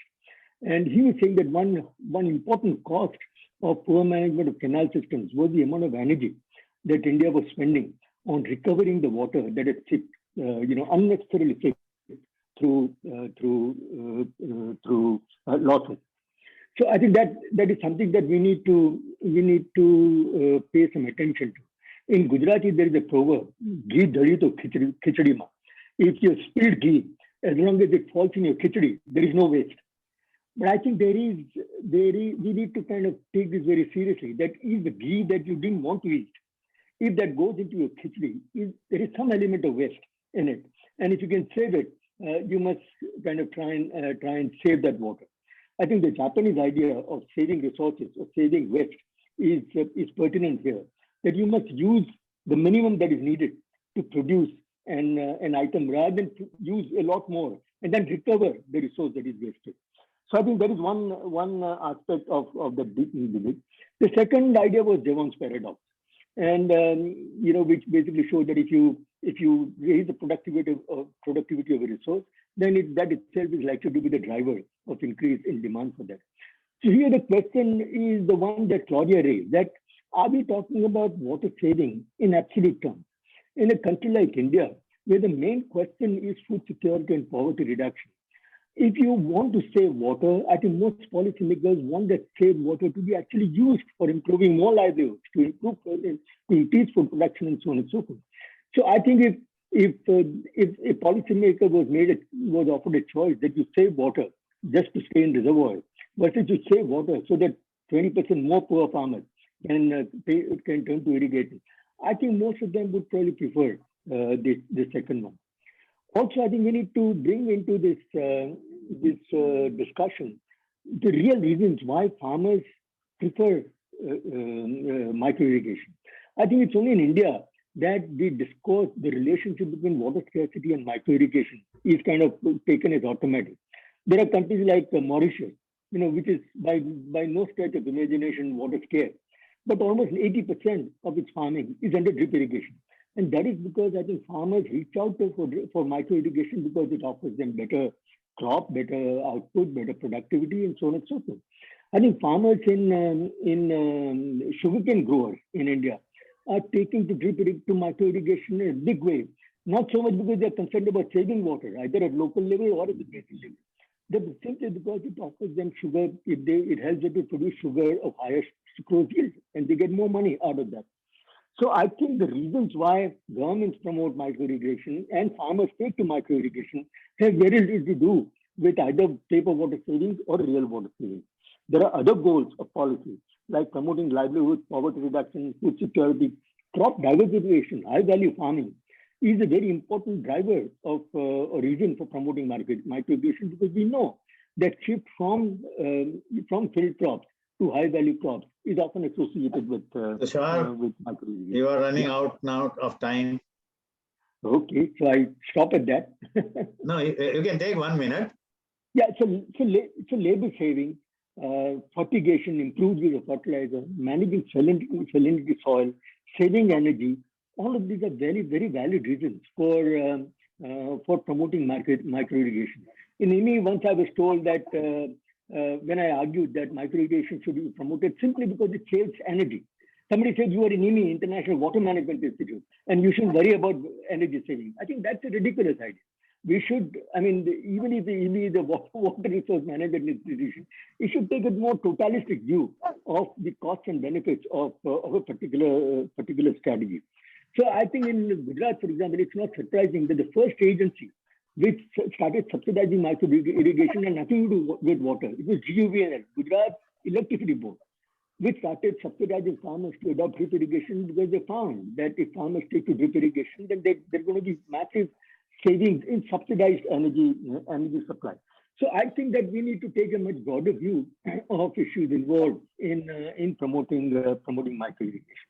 The last point that I will make is the point that Mr. Pandya raised, that if the main objective is to find big ticket opportunities for real water savings in India, then I really think that we need to look at not application of water in the field, but transport of water from reservoirs to field. If India had access to pressurized pipes 300, 400 years ago, we would have never built canals. I think 1 million hectares of under canals is the biggest source of water loss, as Mr. Pandya mentioned. It's the biggest open body exposed to sun. 1 million hectares of canals and canal network, which is average water depth of less than a meter. I think the amount of water real water losses that we encounter because of that is something that we should figure on. Micro irrigation water savings are those small fractions of the water that we save by focusing on. Yeah, please conclude. Yeah, okay. So open channels versus pipe conveyance of water is, I think, a much bigger water saving opportunity than micro irrigation. Thank you. Okay. Thank you very much, Tushar, for having really made few very important points, but the time is short. Based real water saving for whom and for what purpose? So that's really all about, and also looking into the energy dimension, which is really very, very critical. So I think we'll see. So next I invite Dr. Sangeeta Lada. Sangeeta, over to you. Sangeeta is from Rivers Irrigation, so she is from the private sector, irrigation sector. So good evening, and honored to be on this esteemed panel, especially when I'm representing the micro irrigation industry, which is in true sense or by default in the business of sustainability, and in true sense implementing the scheme of per drop more crop across the country. In fact, the data given by Dr. Atmaraman Mishra clearly indicated that 70 million hectares of potential, hardly 12 to 15 million hectares of micro irrigation has been done from 2006 onwards till date. That means at the rate of 1 million hectare, it will take 50-60 years to complete, to accomplish this entire area under micro irrigation. The government of India wants to go ahead with 2 million hectares, but we are still struggling. The industry is struggling. The industry is a MSME. And with this particular potential, we should be having a large number of players, but we are actually facing a survival crisis. And what is the reason? The actionable strategies which are required to actually transcend this sector is something which I would like to tell you, that hardly 5 to 6 states, the entire coverage which has happened, 12 to 15 million hectares, it is covered only by 5 to 6 states. And what is the reason behind it? The reason is the scheme. The scheme is very ambitious. There is a good amount of budgets available for that, but the implementation of the scheme is a key to success. In fact, this scheme is something which, as on date, is running only 3 states. Round the year funds are not available. Everything can wait, but agriculture cannot wait is something which the Prime Minister Jawaharlal Nehru had mentioned. But round the year availability, round the year drip irrigation is not available in real sense. The scheme operates hardly for 5 to 6 months in a year. A very transparent, time-bound way, a very digitized way of implementation of the program is key to success. If we can have Aadhaar, income tax, such programs on a central portal, why not have this particular scheme also the process of implementation almost fair and similar across the country, because here every state is having its own way of implementing, and which is a major impediment in the scheme. Secondly, most of the departments have irrigation schemes like Har Khet Ko Pani, Kusum scheme by MNRE. Why don't we have convergence of scheme? There's a watershed department giving water ponds. We have MNRE giving solar pumps under Kusum, and we have Har Khet Ko Pani. Can we have convergence of all these schemes, and all these schemes ultimately leading to micro irrigation? You can have Har Khet Ko Pani, but you should have outlets which are pressurized so that it becomes a future ready micro irrigation project. So the entire command area modernization could happen if this takes place. And whenever you are giving a solar pump, dovetail it with micro irrigation theme. Whenever you're giving a water pond, dovetail it with micro irrigation. So these are some of the areas wherein we feel that strongly the government needs to act. Different departments of the government needs to be in place with each other, in consultation with each other. Convergence of the scheme is necessary. Cohesiveness. On one hand, we say that the water, the wells should not be dug, but on the other hand, we have free electricity running across the country. So that is something which needs to be addressed. Hard decisions needs to be taken at this moment, and this rampant withdrawal of water for sugarcane, for rice, for cotton needs to be really taken care of, because 50% of water is consumed by 4 main crops, which is cotton, sugarcane, rice.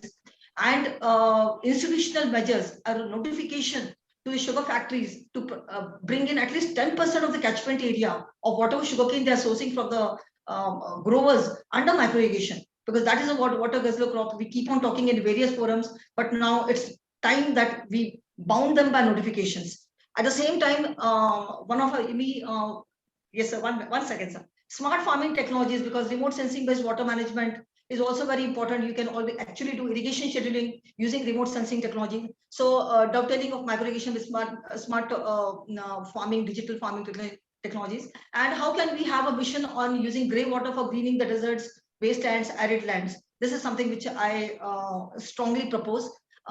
That's what, sir, at the moment. All right, thank you very much, Sangeeta, to have irrigation industry's viewpoint, as you very rightly mentioned about bringing in convergence. Yes, I mean, there are a lot going into for convergence, but of course, still we have a long way to go, and also the precision irrigation. And I think another thing would be, I mean, as you said about the funding and all, how about looking into the far more lucrative business models going forward in the funding of micro irrigation? So I think those are the points I think we can try and look into in the future. So thank you very much. And now I invite next Dr. Man Singh, who is the Project Director, Water Technology Center from Indian Agriculture Research Institute. So Man Singh, over to you for another 5 minutes. You are, please unmute yourself. Sorry. Yeah. Am I audible? Yes, yes, pretty much. Good evening to all the learned attendees. The debate we are in is higher irrigation efficiency rarely reduces water consumption, return flows should be promoted, etc., etc. The eco of water use efficiency, water footprint, virtual water import export, groundwater recharge, return flow, etc., etc., being heard adequately by the politicians, bureaucrats, policymakers, engineers, agricultural scientists, social activists, journalists, and farmers' organizations. Related assertion and proclamation are made more often intuitively, instinctively, or heuristically, rarely based on the quantitative water balance data. If we look at Stephen has referred a paper called The Paradox of Irrigation Efficiency, published by 11 authors that includes Chris J. Perry and R.G. Allen. And there they themselves, the authors have admitted that increases in irrigation efficiency must be accompanied by robust water accounting and measurements. I feel that the measurement here should have a precedence over accounting. Also, they said that better understanding of incentives and behavior of irrigators. Here, the policy status comes into the play, and I suggest that it should be behavior of citizens in general. It was referred that a groundwater in a private situation, the aquifer belongs to public. But if anyone in a private realm digs the deep tube well, he can sell the water, and it is happening for several years. If we want to understand very clearly the situation of groundwater, let us take a reference point as a first groundwater that was drilled in India in 1930. Over 100 years, if we look at a larger scale, at the country level scale, we understand the basin which we are talking about, basin, etc. What is the situation where the groundwater table has gone? Also, we have seen in the different command areas where there was indiscriminate surface water usage in the field, it has resulted into the high water table and salinity, and we end up removing them, and still we are struggling over 8-9 million hectares. Now, next to that, our co-chair, Dr. Pandya was there. He's still here, I think he's here. He wrote an article in 2019, and his article was prompted by the Chennai situation of July 9, 2019, when the parched citizens were waiting the drinking water from a train. And this suggests that one state's drought could well coincide with the another state's deluge. This is the situation of water, behavior of water flow in space and time. And I feel when we talk about mass conservation or continuity equation, when we say that somewhere the return flow would be available, A.B. Pandya remarked that we do not know what time that flow will be available. I would like to mention for the respectfully the clouds which is formed from the evaporation, surface water flow in monsoon, the flow of rivers beyond monsoon, and groundwater aquifers. These entities, they do not respect physical boundary as well as political boundary. That is why we are running into 5 river tribunal disputes running for several years. That's what A.B. Pandya also mentioned about it. I want to say here that on that we have to probably think how. If we still want to understand the behavior of groundwater, let us assume the place Amarkantak. It's a plateau of 90,000 square kilometer at an altitude of about 900 to 1,000 meter, has 2,000 millimeter rainfall. It feeds 2 rivers, the Narmada and the Son, one east flowing and another west flowing.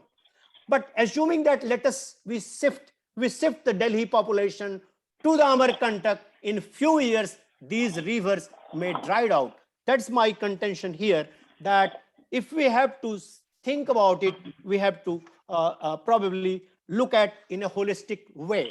In 2020, special feature Make India Water Positive has come as a policy. There they have quoted Measure the Treasure, an article we wrote in IRI in 2011. There we said that measure and treasure principle will work good for the this one. This is the article which appeared in Times of India. Okay, now, what so I want to say. Yes, Mansingh, please conclude now. I would conclude, sir. The bottom line is the commodity that is neither estimated, nor measured, nor fairly priced. It is very difficult, if not impossible, to achieve higher use efficiency of that commodity. Here it is water. Thus, way forward, I suggest very respectfully that investment in water infrastructure with measurement facilities all over, pricing of water. We have to talk the talk. We may not avoid talking about fair pricing of water. We cannot ignore that. But who will invest? Because the policy suggests that there is no return in India in the water sector invested. That is why the major funding is not available. So control through proper legislation and interstate water diplomacy. Interstate water diplomacy would be needed. Much later, international water diplomacy also would be needed, because we do not know the cloud which is formed from Indian terrain. It will rain in Pakistan, Nepal, China, or Sri Lanka. We do not know. Yes, sir. Thank you, sir. Thank you, Mansingh. I think, for giving a very vivid thing. So anyway, I think we'll see how best we can look into those things and good points. So the next panelist is Dr. H.P. Singh, who is the founder and chairman of CHI, and also he is on the board of one of the leading irrigation company, that's Jan Irrigation. So over to you, Dr. H.P. Singh. Thank you, Dr. Sikka, for giving an introduction. We have been hearing the learned speakers who have covered the various aspects of micro irrigation and saving of water. We heard from this Chaudhary that trials conducted across had indicated that there is definitely a saving of water. It started with the horticulture crops, where we had a lot of data to show that 30 to 70% of water could be saved through the micro irrigation. Now, even in the case of the crops, even in case of pulses, we have data to show that water can be saved and yield can be increased in the case of pulses like tur, groundnut, and even in the case of the soybean. Then you have also recently, for the last 10 years, we have been trying to see that how the water could be saved in the case of paddy and wheat.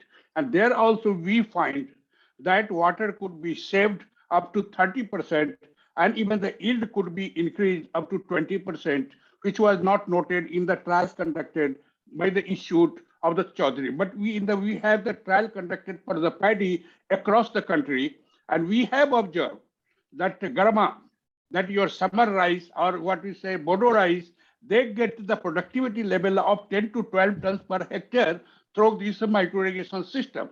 Another interesting feature we saw that all the economists said that water that paddy consumes 3,000 to 4,000 liters of water. So when we are exporting, it is always said the water is being exported. But when we have grown under micro irrigation, we have seen that only 1,100 to 1,200 liters of water is enough to produce 1 kg of paddy. So these are the same. Now question is how that saving is utilized. If you go to Maharashtra, you go to Andhra Pradesh, where water has been scarce, there the farmer himself is utilizing the water. For example, if one well was enough to irrigate 1 hectare of the land, then by using the micro irrigation, he has covered the banana in 5 acres. So that way they are using the saved water. So that answer, this also gives that answer.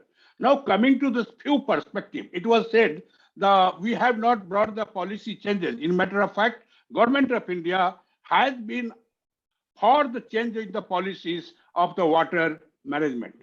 So the first introduction of drip irrigation was made way back in 1988 in the larger scale, and then the Sharad Pawarji was the chief minister over there. Then thereafter in the 90s, late 90s, the mission was brought in where the water, this drip irrigation was the part of that schemes for the further promotion.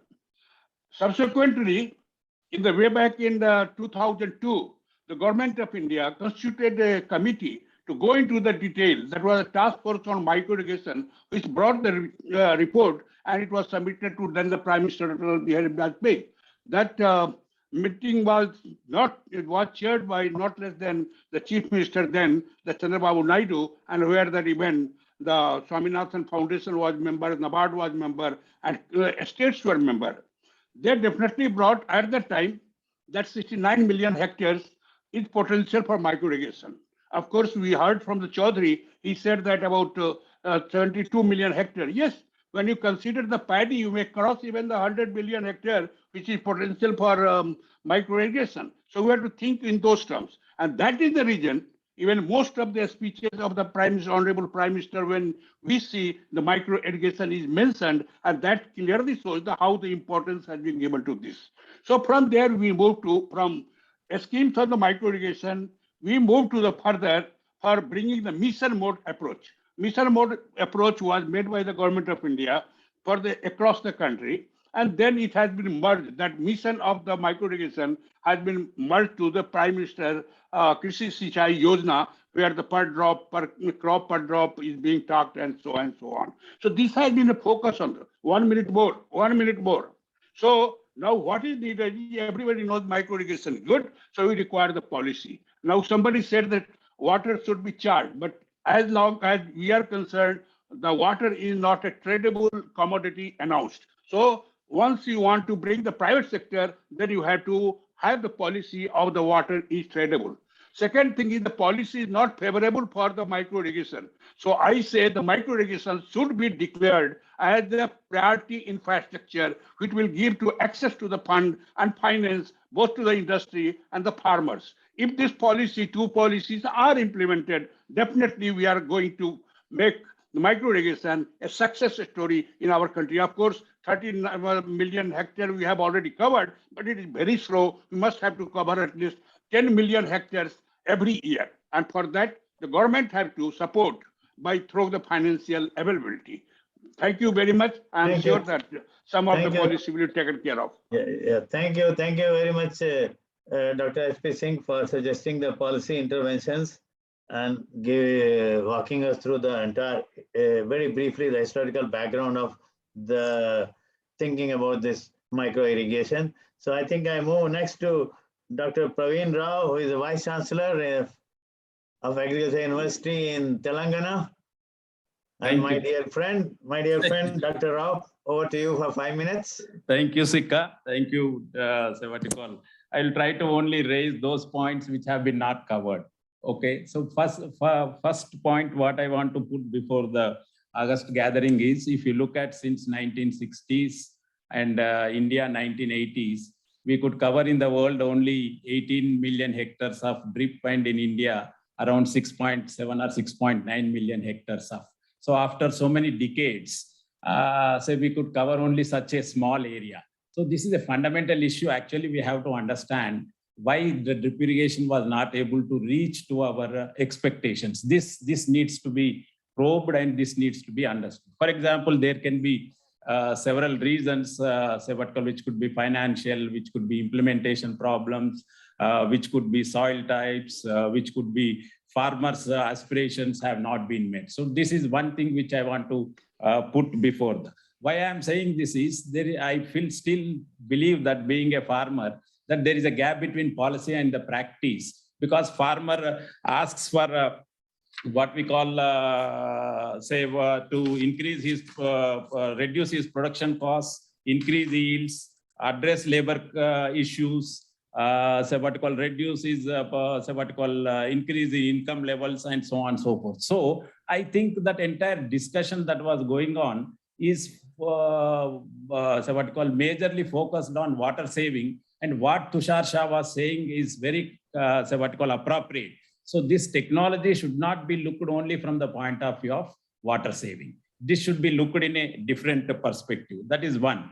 Then coming to the Jivan's paradox that a few speakers have mentioned. Yes, it is there. But what we need to understand is why the farmers are driving this Jivan paradox concept, and what are the institutional levers that may be employed to close the gap between water use efficiency and intensification dynamics. We need to understand this. That is not clearly understood. There are some examples from Rajasthan, some examples from other parts of the world, from New Mexico and all that. We should be looking into that aspect as well. Then number 3, if you look at the geography and crops, I think there is a lot of, till date only, horticultural crops, particularly fruits and vegetables, and cotton, sugarcane are the major crops that have been covered.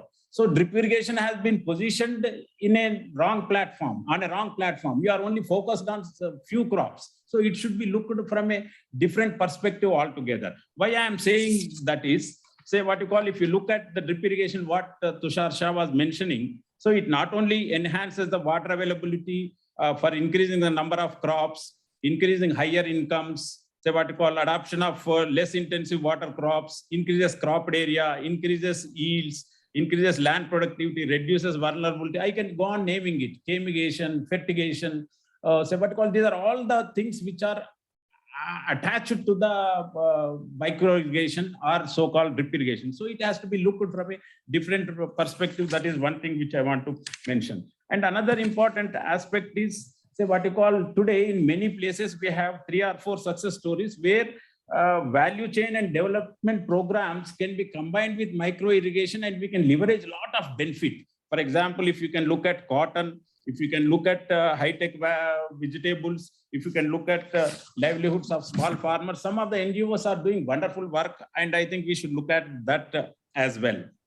Another important aspect is water, energy, and carbon trade-offs, particularly when you have a situation or environment where carbon emissions become more are the main factor as compared to water, as compared to crop yields. I think there is a need to have a different parameter of measurement. What is the yield produced for per unit of carbon emissions, what is the yield produced per unit of water, what is the yield produced for say what you call unit of other parameters that are used, so fertilizer and so on and so forth. So I think because there is a trade-offs between when you use drip irrigation, you use fertigation. So if you use fertigation, yes, last time coming, if you use fertigation, then you reduce greenhouse gases. So these things, the water, energy, carbon trade-offs have to be considered. And then there are a lot of research avenues which have not been considered yet. One is mobile drip irrigation systems. You have sensors in irrigation technologies, say what we call, there are certain technologies like you can combine drip irrigation with,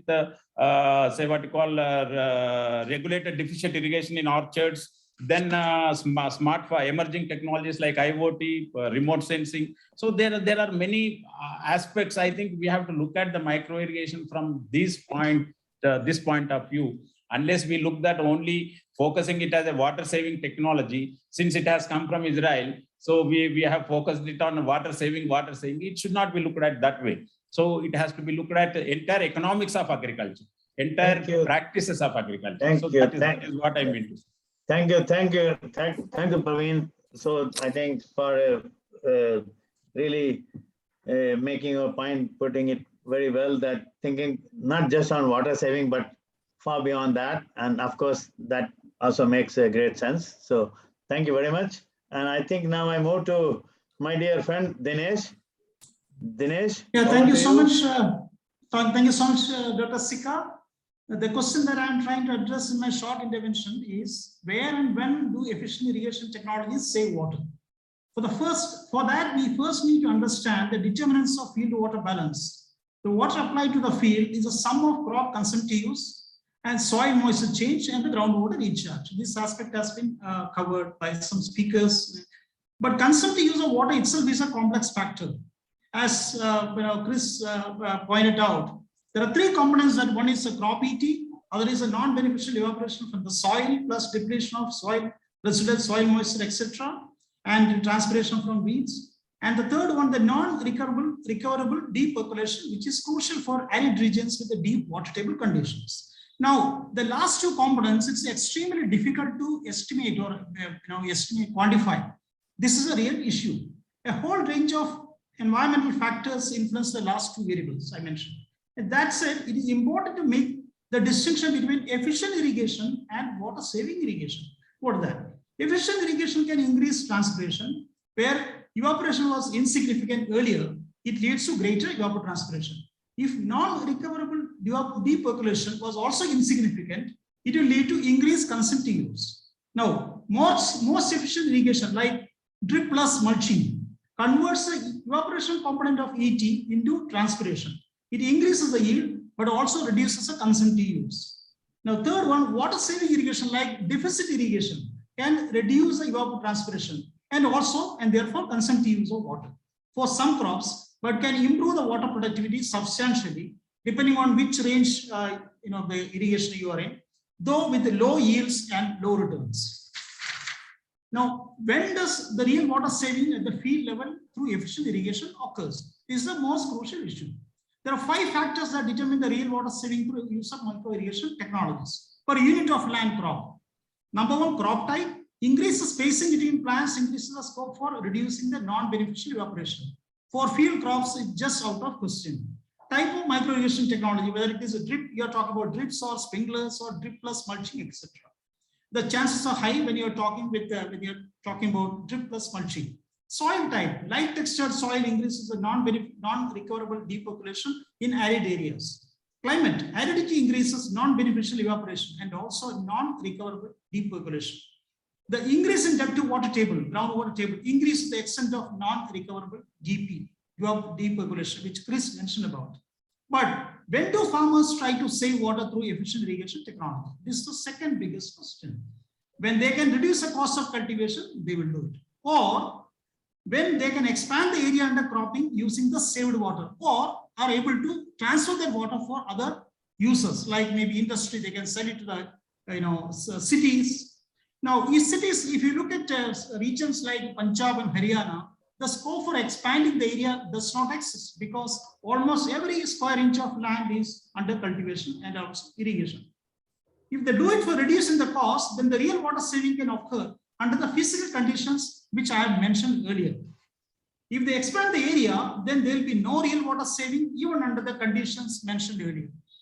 So even if you save water per unit of land, there will not be any aggregate level water saving if you expand the area. You might, even if you don't expand the area, even if you expand the area. So consumptive use might actually increase depending on the notional saving against the real water saving per unit area. If the notional saving is much higher than real saving you are actually getting, the expansion area will lead to more depletion of water. Now, a last point, which I just thought of mentioning, which is not there in my presentation, is about this area that can be covered under drip irrigation. A lot has been talked about it. Some numbers have been floated, like 30 million hectares, 60 million hectares, 90 million hectares. Now, we did some analysis when I was in IMI in 2008. That shows, which was revised later on, that shows the maximum area that can be covered under micro irrigation. That will save water is only 7.96 million hectares. If some of you are interested in this paper, I can send to you. Thank you so much, Dr. Sika. Thank you so much. I covered. All right. Thank you. Thank you very much, Dinesh, for being very precise and being in time. And I think, yeah, you have made the points. And because there's not much time really to go into for those discussions. Of course, I mean, we have to look into all the components of transpiration, evaporation from soil, and non-recoverable. So I think as we go along, depending upon the time, we can discuss, because I mean, if I start, then I'll go on and on talking about that, like teaching a class, so which I don't want to do. So anyway, so because that's my area, which is very close to my heart. So I'll move to the last, but the very important panelist who represents the ministry from the National Water Mission, Mr. Sunil Arora. Thank you, sir. Thank you. Sunil, please. Sir, a very, very good afternoon to all of you. I am really privileged to be a panelist in a webinar with such an intelligent and energetic participants. Welcome to all of you. As we all know that India has got 18% of the world population, 15% of the world cattle population, but only 4% of the world water, and per capita availability of water has significantly come down in our country.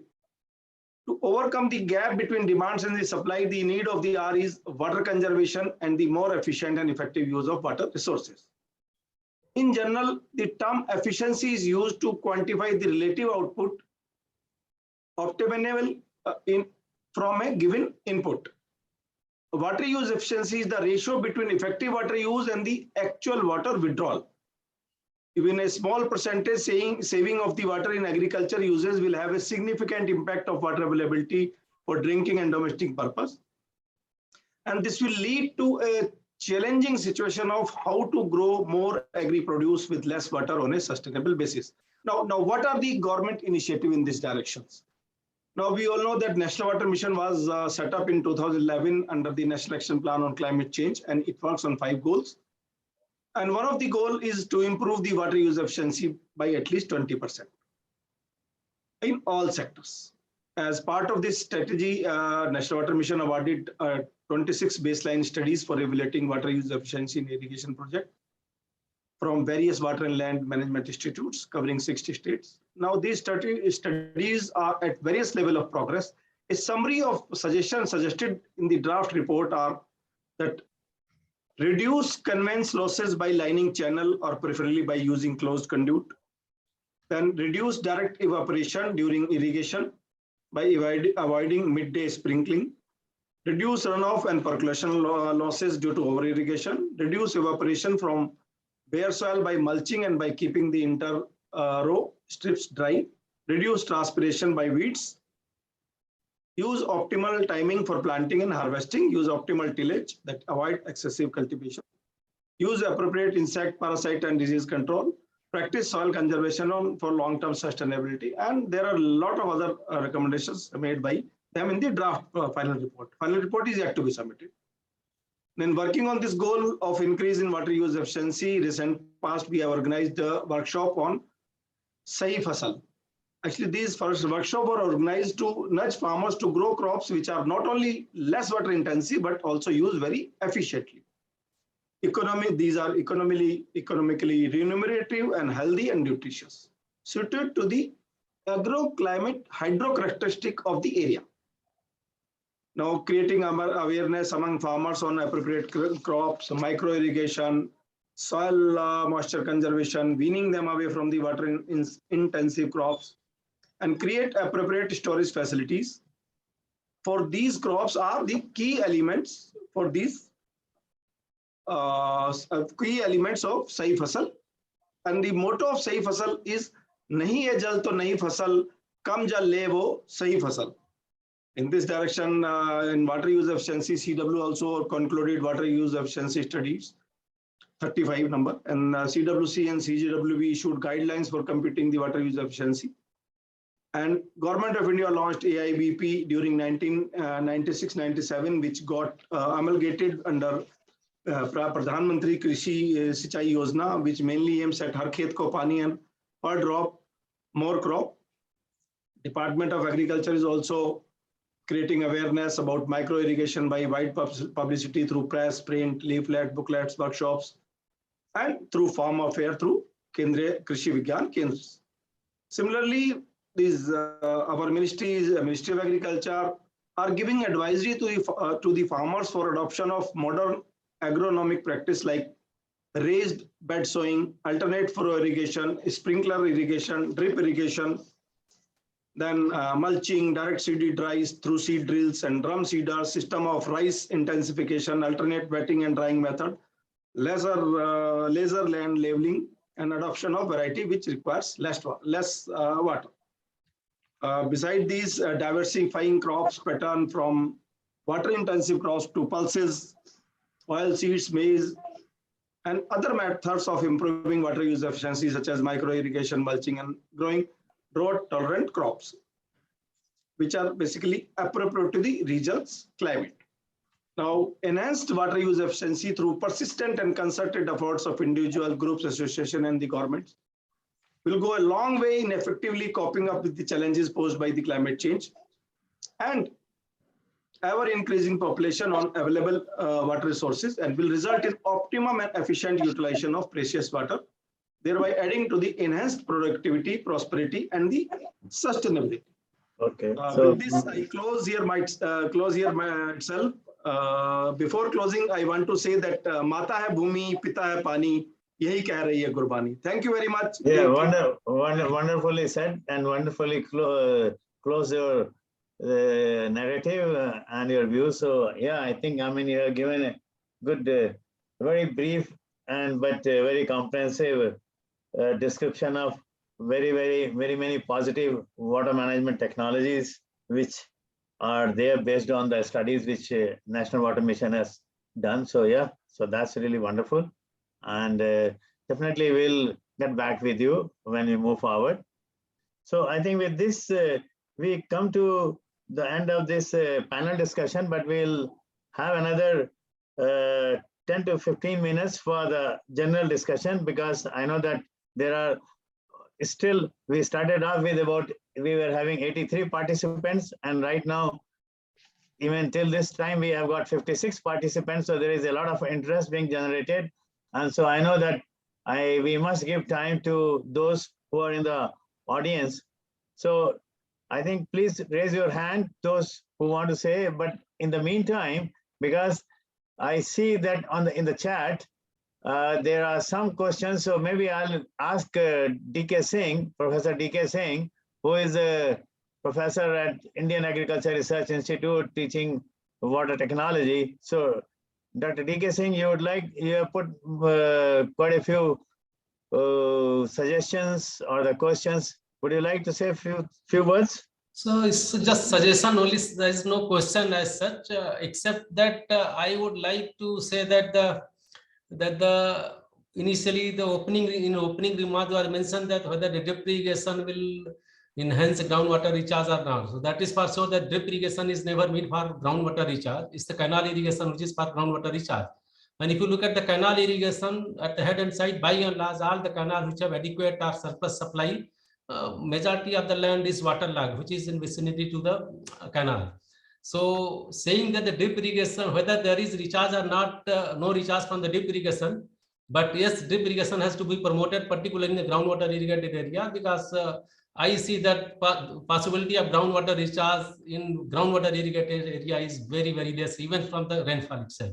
Because rainfall in majority of the overexploited groundwater region is very less. By almost in most of the arid and semi-arid region is 200, 300 or even less. We can't think of groundwater recharge in Rajasthan, which receives the desert of the Rajasthan where the rainfall is only 100 millimeter or so. So that is my point, that drip irrigation by any means has to be promoted. Certainly it has to be promoted. All right. You have Okay. to So you have to identify the area and then crop and soil, etc. Thank you, sir. Okay. So you good that you have anyway made your point. I see Sunil Gorantiwar has raised the hand. Sunil. Yes, thank you, Dr. Alok Sikka, sir. Just 2 points quickly. One is we talk too much about the irrigation methods, but then irrigation scheduling, when to apply and how much to apply by drip irrigation is very important. And I suggest we should go for a real-time irrigation scheduling, either weather-based or soil moisture-based. This is one of my suggestion. And second, anyway, has been pointed out by many. We found that use of mulches along with drip irrigation is really very beneficial, and there are a lot of feedback from the farmers as well, as far as soil, as far as water saving and in enhancing productivity is concerned. Just to point, I need to point out. That's all. Okay, thank you very so much for giving me opportunity. Yeah, thank you. I think, yeah, I know that like even the Honorable DG ICR was also mentioning so about layering or bundling drip with this subsurface drip with mulching. So I think, yeah, subsurface or surface drip with mulching and other things, they are really being very, very important. And as Dinesh also mentioned that when we put that, so that definitely cuts on the evaporation losses. So that really leads to real saving rather than the apparent saving. So of course, there are some of those things that we can really look into. And I also see in the chat, somebody really making a very useful point regarding what we are talking, that when we really wish to manage water or save water or do more efficient water application, water use, we just can't look at water alone. It has to be looked within the lens of energy and also the food or the subsidies and other kind of things. So water, energy, food nexus, which we call it. And also now we bring in another dimension of climate, looking at the climate lens. So I think, so somebody made it a point, Mr. Rathore. Mr. Rathore, you would like to say anything on that? Sir. Yes, very brief, 1 minute intervention. Yes, sir. Just I want to submit that in the in our region, I mean in the northwestern hot arid region, rather than enhancing the water productivity, we are seeing the more radical changes are required for the saving of the groundwater, and for that the crop diversification, which certainly need less water. And if they require less water, certainly they need less energy. And we have some of the experience in this area. So my point is that in the policy, it should be given that such type of crop should be promoted. Thank you, sir. All right. So thank you. Thank you. There are other governments also having a crop diversification program, like I think Haryana is doing that. So, okay. Thank you very much. So any other hands being raised? Can I come in, sir? Yes, Mansingh, you were a panelist, so I'll come back to you if there are no other hands raised. Sikka, can I make a point? Sure, sir. After that, then I come back to Mansingh. I have 2 small points. Actually, in this entire consultation, expert consultation, we have kept states out of our loop. Actually, states have water regulatory authorities, which actually run the water show in the states. And their role should have been somewhere brought in, found a place. That is one point. Second point is that actually the users have not been considered in actually what is their viewpoint for enhancing water use efficiency or saving water. What do they get because of that? What kind of incentives or rewards they have if they save water? So I suppose these 2 points, when we draw proceedings, I will be somewhere there. We need to consider that part. Thank you, Dr. Sikka. Thank you, Dr. Katyal. Yeah, I mean, you see, I think somewhere even in the note we have mentioned about, and somebody spoke also about incentivization. So I think, I mean, yeah, which the point which you have raised, yes, I mean, if what is the incentivization to a person for conserving water? Yes. And so, of course, then we may also go down to the debate of subsidization versus incentivization. So which will again open Pandora box of discussion. But that is really very, very key and important point which you mentioned, that incentivization. And so we have to find a way out. Yes, yes, sure. No, I think what Tushar was making a point, about Gujarat, where IMI has demonstrated, like using this solar irrigation.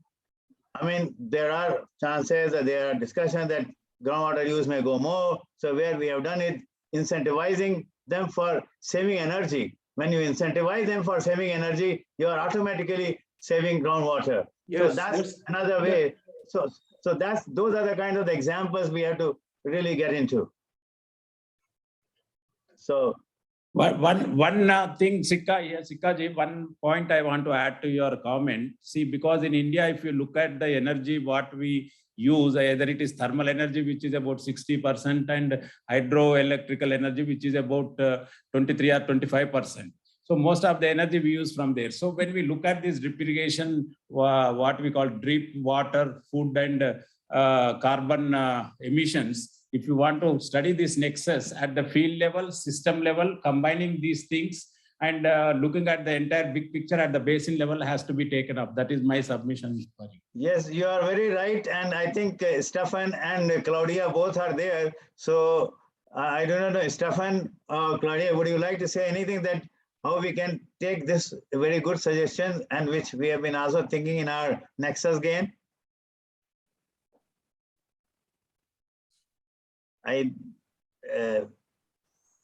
Stefan, are you there? Sorry, I was, yes, I'm here, but sorry, I was just out. So can you repeat the question? Yeah, because Professor Dr. Praveen Rao, who is the Vice Chancellor, he was making a point, which, we have been thinking that this, looking into this nexus or interconnectivity between water, energy, food, he says that it has to be really looked into and investigated right from the farm scale to the system, irrigation system, to a basin scale. And that is something that he was trying to make a point. So that's what I thought that maybe could be of interest to you.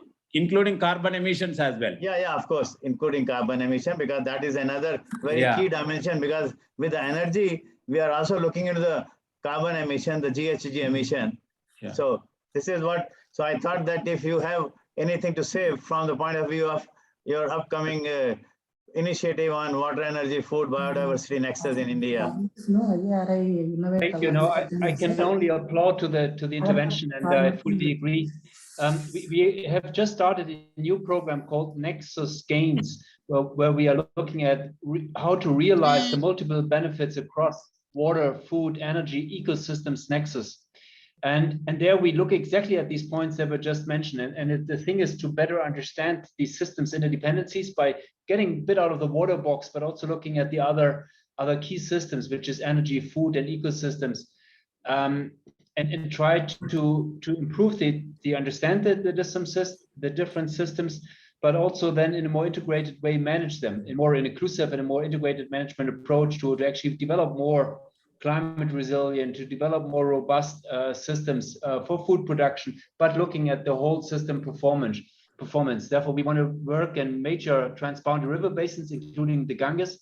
And Dr. Alok Sikka is the coordinator for the Ganges work. No surprise for the audience on that one. And we are very much looking forward to strengthen the collaboration there.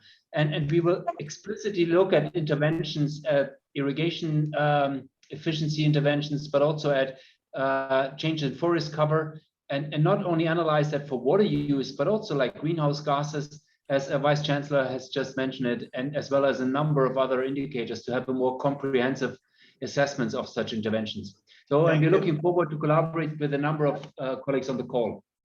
Thank you very much, Stefan. And as Stefan said, that our area of work is going to be in the Ganges Basin. So, and we'll also try and work with National Water Mission and the National NMCG. So yes, Dr. Mansingh, I think this is going to be the last one, and then I pass it on to Dr. Chaudhary.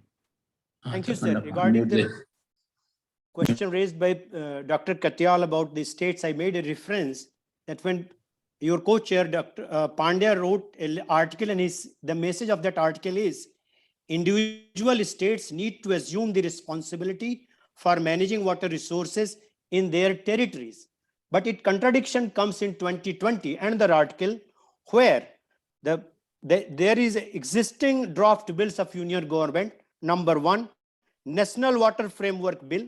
Number 2, River Basin Management Bill. Number 3, Model Bill to regulate and control the development and management of the groundwater. But on this, the national water policy is in pipeline, but states are still divided. So this is the state of affair of the state, as you, Dr. Katyal, you very rightly pointed out.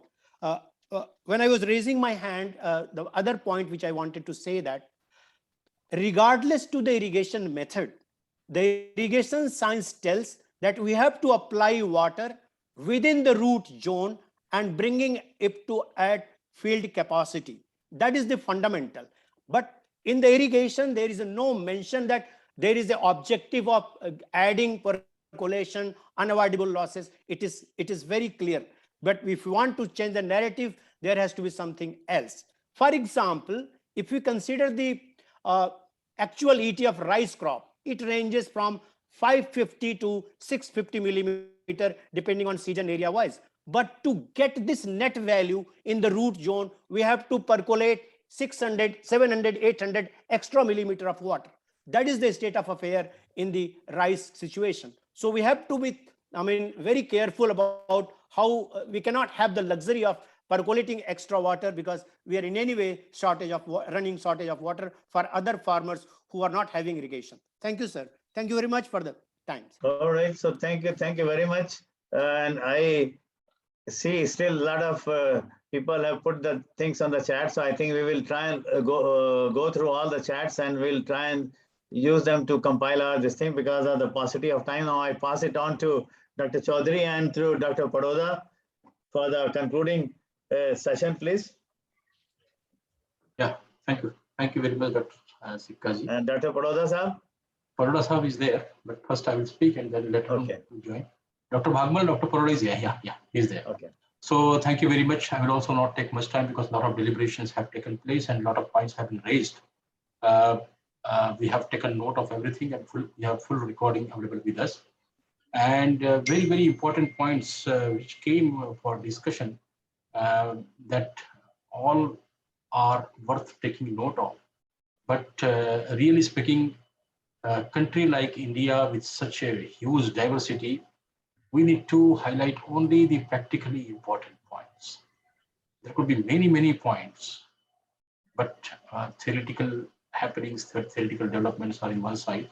But those things which are possible on ground, those things only should be pushed for the policy interventions. There are many issues, and I still feel in chat people are writing, and one such important issue is if you talk of groundwater exploitation, utilization, you cannot talk without taking into consideration the energy situation of India. Just Shilpa was writing that we can take in note of what has happened in Gujarat. When we want to propagate micro irrigation, it cannot be propagated without energy. So unless we have very set policy and policy fitting together with the other arenas, till that time we cannot push many things. But anyway, from today's discussion and deliberation, there are many things and many take-home messages that we will systematically process and put into perspective. And I hope we'll be able to provide very good recommendations from this joint platform. So with this, I would like to thank all the participants, all the experts who have made their viewpoints very aptly and very effectively. So thank you, each one of you. Thank you so much. Thank you, Dr. Chaudhary, and thank you, Dr. Chaudhary. And before I pass it on for the final word to Dr. Paroda Sahab, let me say also that the key points which really have emerged out of this, I mean, there are many key points, but one is, of course, as you were telling about this bundling micro irrigation with many other things, including solar or mulching and so on and so forth. But the main thing is that how do we look at it from the point of view of looking at the spatial scales and the temporal scales and the sectors and the users and the trade-offs. So because we need to really look into that, and for looking into those things, we will have to look into in the framework of water, energy, and food interconnectivity, interdependence, or what we call it as a nexus. And that is something really.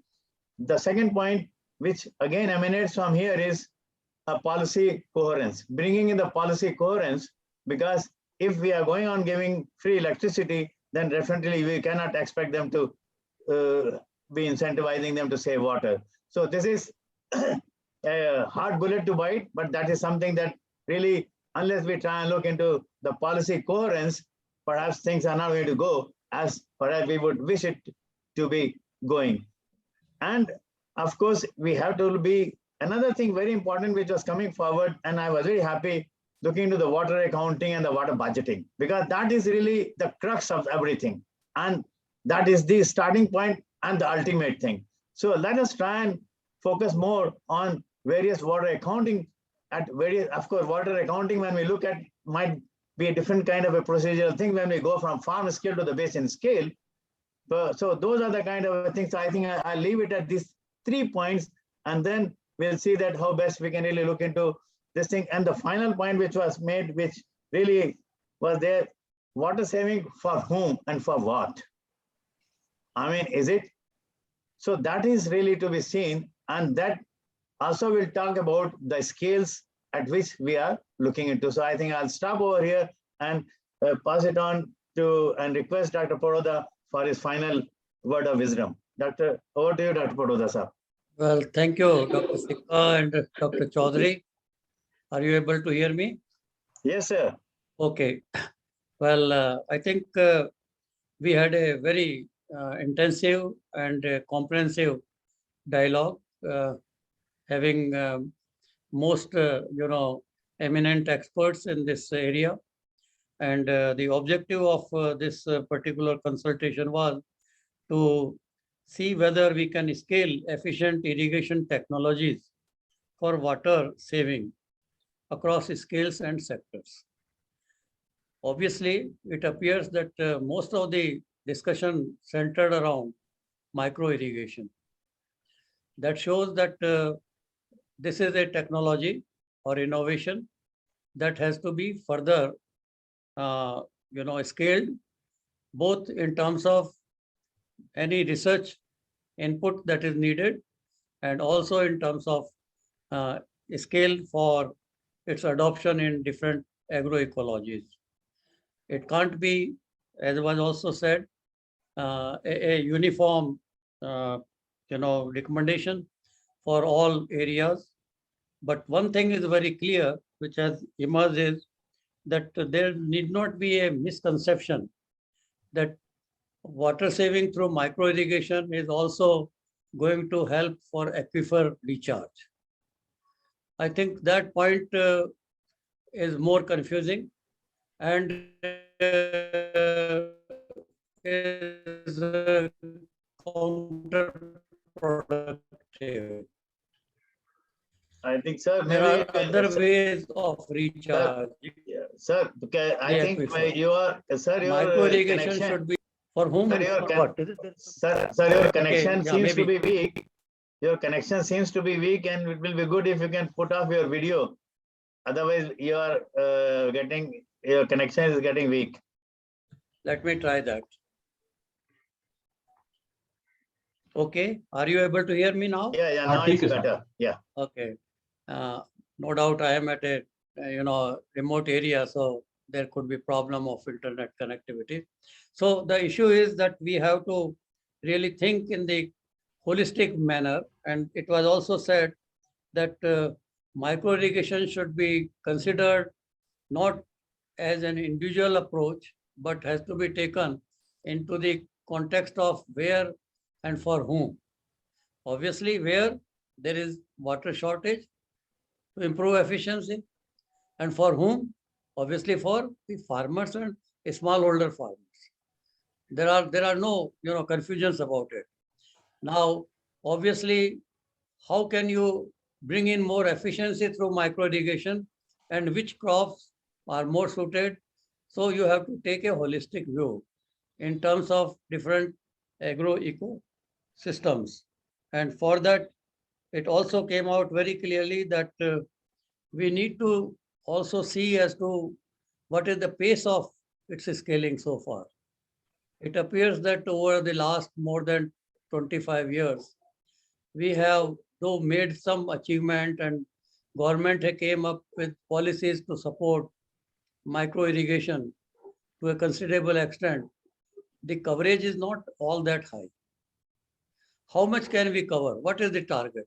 If we say 2030, then we must be very clear now where we will go and how much is the coverage that we will like, and what would be the approach in which areas. Like, I mean, in Punjab, Haryana, it is being talked that you must replace rice wheat system, and maize is being talked about. So whether micro irrigation in maize could be helpful, and vis-a-vis rice, and what would be its implications. So all these issues will have to be looked into in totality. It also came out that we possibly will have to look at the policies that are there to scale this innovation so that it is speeded up rather than continuing with the kind of current pace, which I see is not very satisfactory. In this context also, let us try to understand our problems rather than what is being done elsewhere. And for that, why not we prepare a strategy paper, very clear based on the discussions that we had, as to where should we go to promote it, and how much area, and what kind of crop diversification, and also what kind of policies that are required to be taken care of. And in that context, we have to look into the context of what was mentioned, the stakeholders' involvement. Someone said that the farmers' viewpoint, I think the feedback from the farmers, but I do not really see that there is any problem with regard to adoption of it. Only thing is that we would require more aggressive policy advocacy and public awareness programs. So public awareness initiative also will be very, very important. And therefore, rather than taking more time, because already we are exceeding the limits by 5-7 minutes, I would say that it had been very useful. I would like to personally express my satisfaction that had this not been there, probably we would have not discussed it earlier and maybe in future. So we have discussed it, and now we should be very clear in terms of our way forward. So probably form a working group of some active, committed scientists to prepare a strategy paper for scaling micro irrigation in the Indian context. Let's not be, influenced by what is being done elsewhere and what others say. And I was thinking that the impression which I got was that promoting micro irrigation is not helping for water recharge, so therefore it should not be promoted. I am now at least clear after the discussion that it has to be promoted, but it has not to be seen as a measure for aquifer recharge. Exactly. And it is a necessity.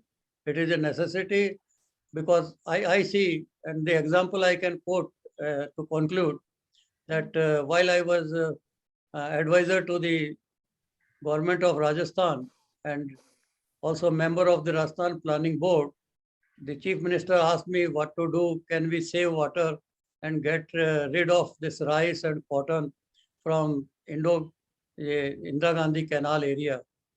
I did suggest him 2-3 alternatives. I won't go into the details of those and what he replied. But then one suggestion, I said, okay, if you cannot price the water, if you cannot also, ban flood irrigation, then at least you can go in for micro irrigation. But since people were already used to flood irrigation in Indira Gandhi Canal area, I suggested why not in Narmada Canal area we try to adopt it.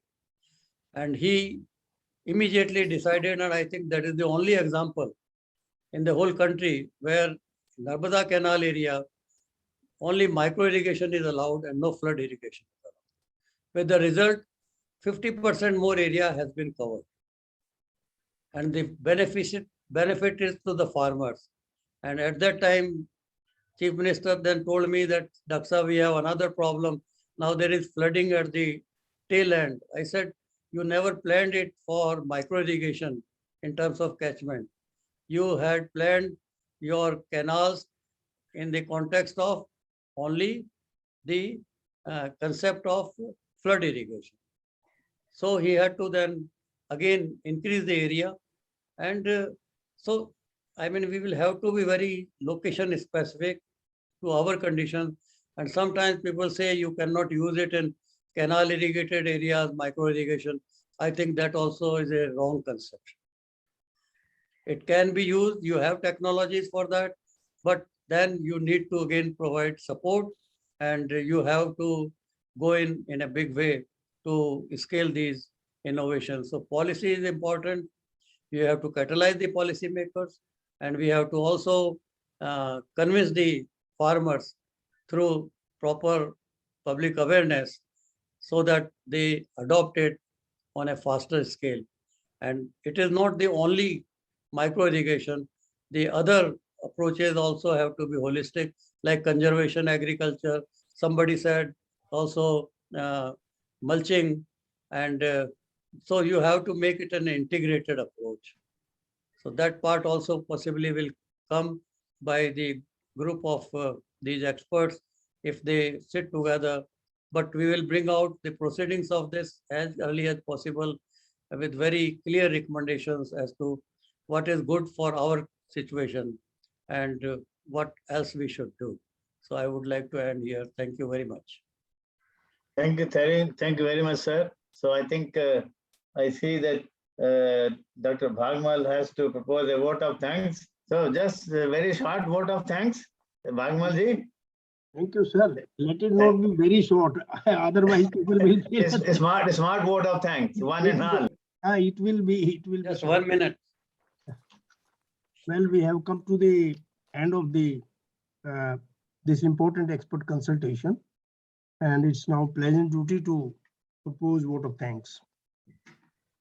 We are indeed very grateful to Dr. T. Mahapatra, Secretary DARE and DG ICR, for sparing his most valuable time out of his busy schedule and gracing the occasion as chief guest and delivering a good address, which we have taken note of. Thank you very much, sir. We are extremely grateful to Padam Bhushan Dr. R.S. Paroda, Chairman TAS and former Secretary DARE and DG ICR, for co-chairing the expert consultation along with Mark Smith, and also for setting the context in the opening session and giving closing remarks. In fact, Dr. Paroda had been the crusader and main force behind the meticulous planning of the expert consultation and monitoring the progress at every stage. My most sincere thanks to you, sir. I profusely thank Dr. Mark Smith, DG IMI, for co-chairing the expert consultation along with Dr. R.S. Paroda and for giving special remarks in the opening session, focusing on the way forward for promoting efficient water saving technologies. I also take the opportunity to extend my sincere thanks to Dr. A.B. Pandya, Secretary General ICID, and Dr. J.C. Katyal, former DDG NRM ICR, for co-chairing the session, one on thematic presentations and nicely conducting the deliberations. To Dr. Alok Sikka, IMI Representative India, for co-chairing the panel discussion and his thoughtful remarks in concluding session. To Dr. S.K. Chaudhary for co-chairing the panel discussion and giving welcome address in the opening session and remarks in the concluding session, and also making the webinar arrangements and providing all the required support from ICR in organizing this important consultation, and to Dr. Abdul Islam for nicely moderating the general discussion. And my heartfelt thanks to all learned speakers, Dr. Chris Perry, Dr. Admara Mishra, Dr. Stephen, Dr. Claudia Ringler. Excellent interventions and good suggestions and recommendations on way forward were also made the learned panelists, Dr. Tushar Shah, Dr. Praveen Rao, Dr. H.P. Singh, Dr. Sangeeta Ladda, Dr. Man Singh, Dr. Dinesh Kumar, and Dr. Sunil Arora, and my sincere thanks to all of them. I would also like to place on record the sincere thanks to ICR, TAS International Water Management Institute, and Indian Institute of Water Management for being the main organizers and allowing the participants from their respective organizations to attend this consultation. I profusely thank all the dignitaries, distinguished guests, special invitees, and participants for their kind presence and active participation, deliberations, and to all the trustees and members of TAS for their participation and wholehearted support to TAS in its programs and activities. Sincere thanks are also due to ICR staff for making webinar arrangements, and to my TAS colleagues, Dr. Umesh Srivastava, consultant, and Ms. Simi Dogra, office secretary, for their all-out help and support in making the event a great success. Once again, on behalf of the organizers and my own behalf, I thank you once and all. Thank you, Dr. Bhagwan. Thank you, all of you. Thank you. Thank you, sir. Thank Thank you. you, sir. Thank you, everyone. Thank you. Thank you. Thank you, all of you. Thank you. Thank you, sir. Thank you.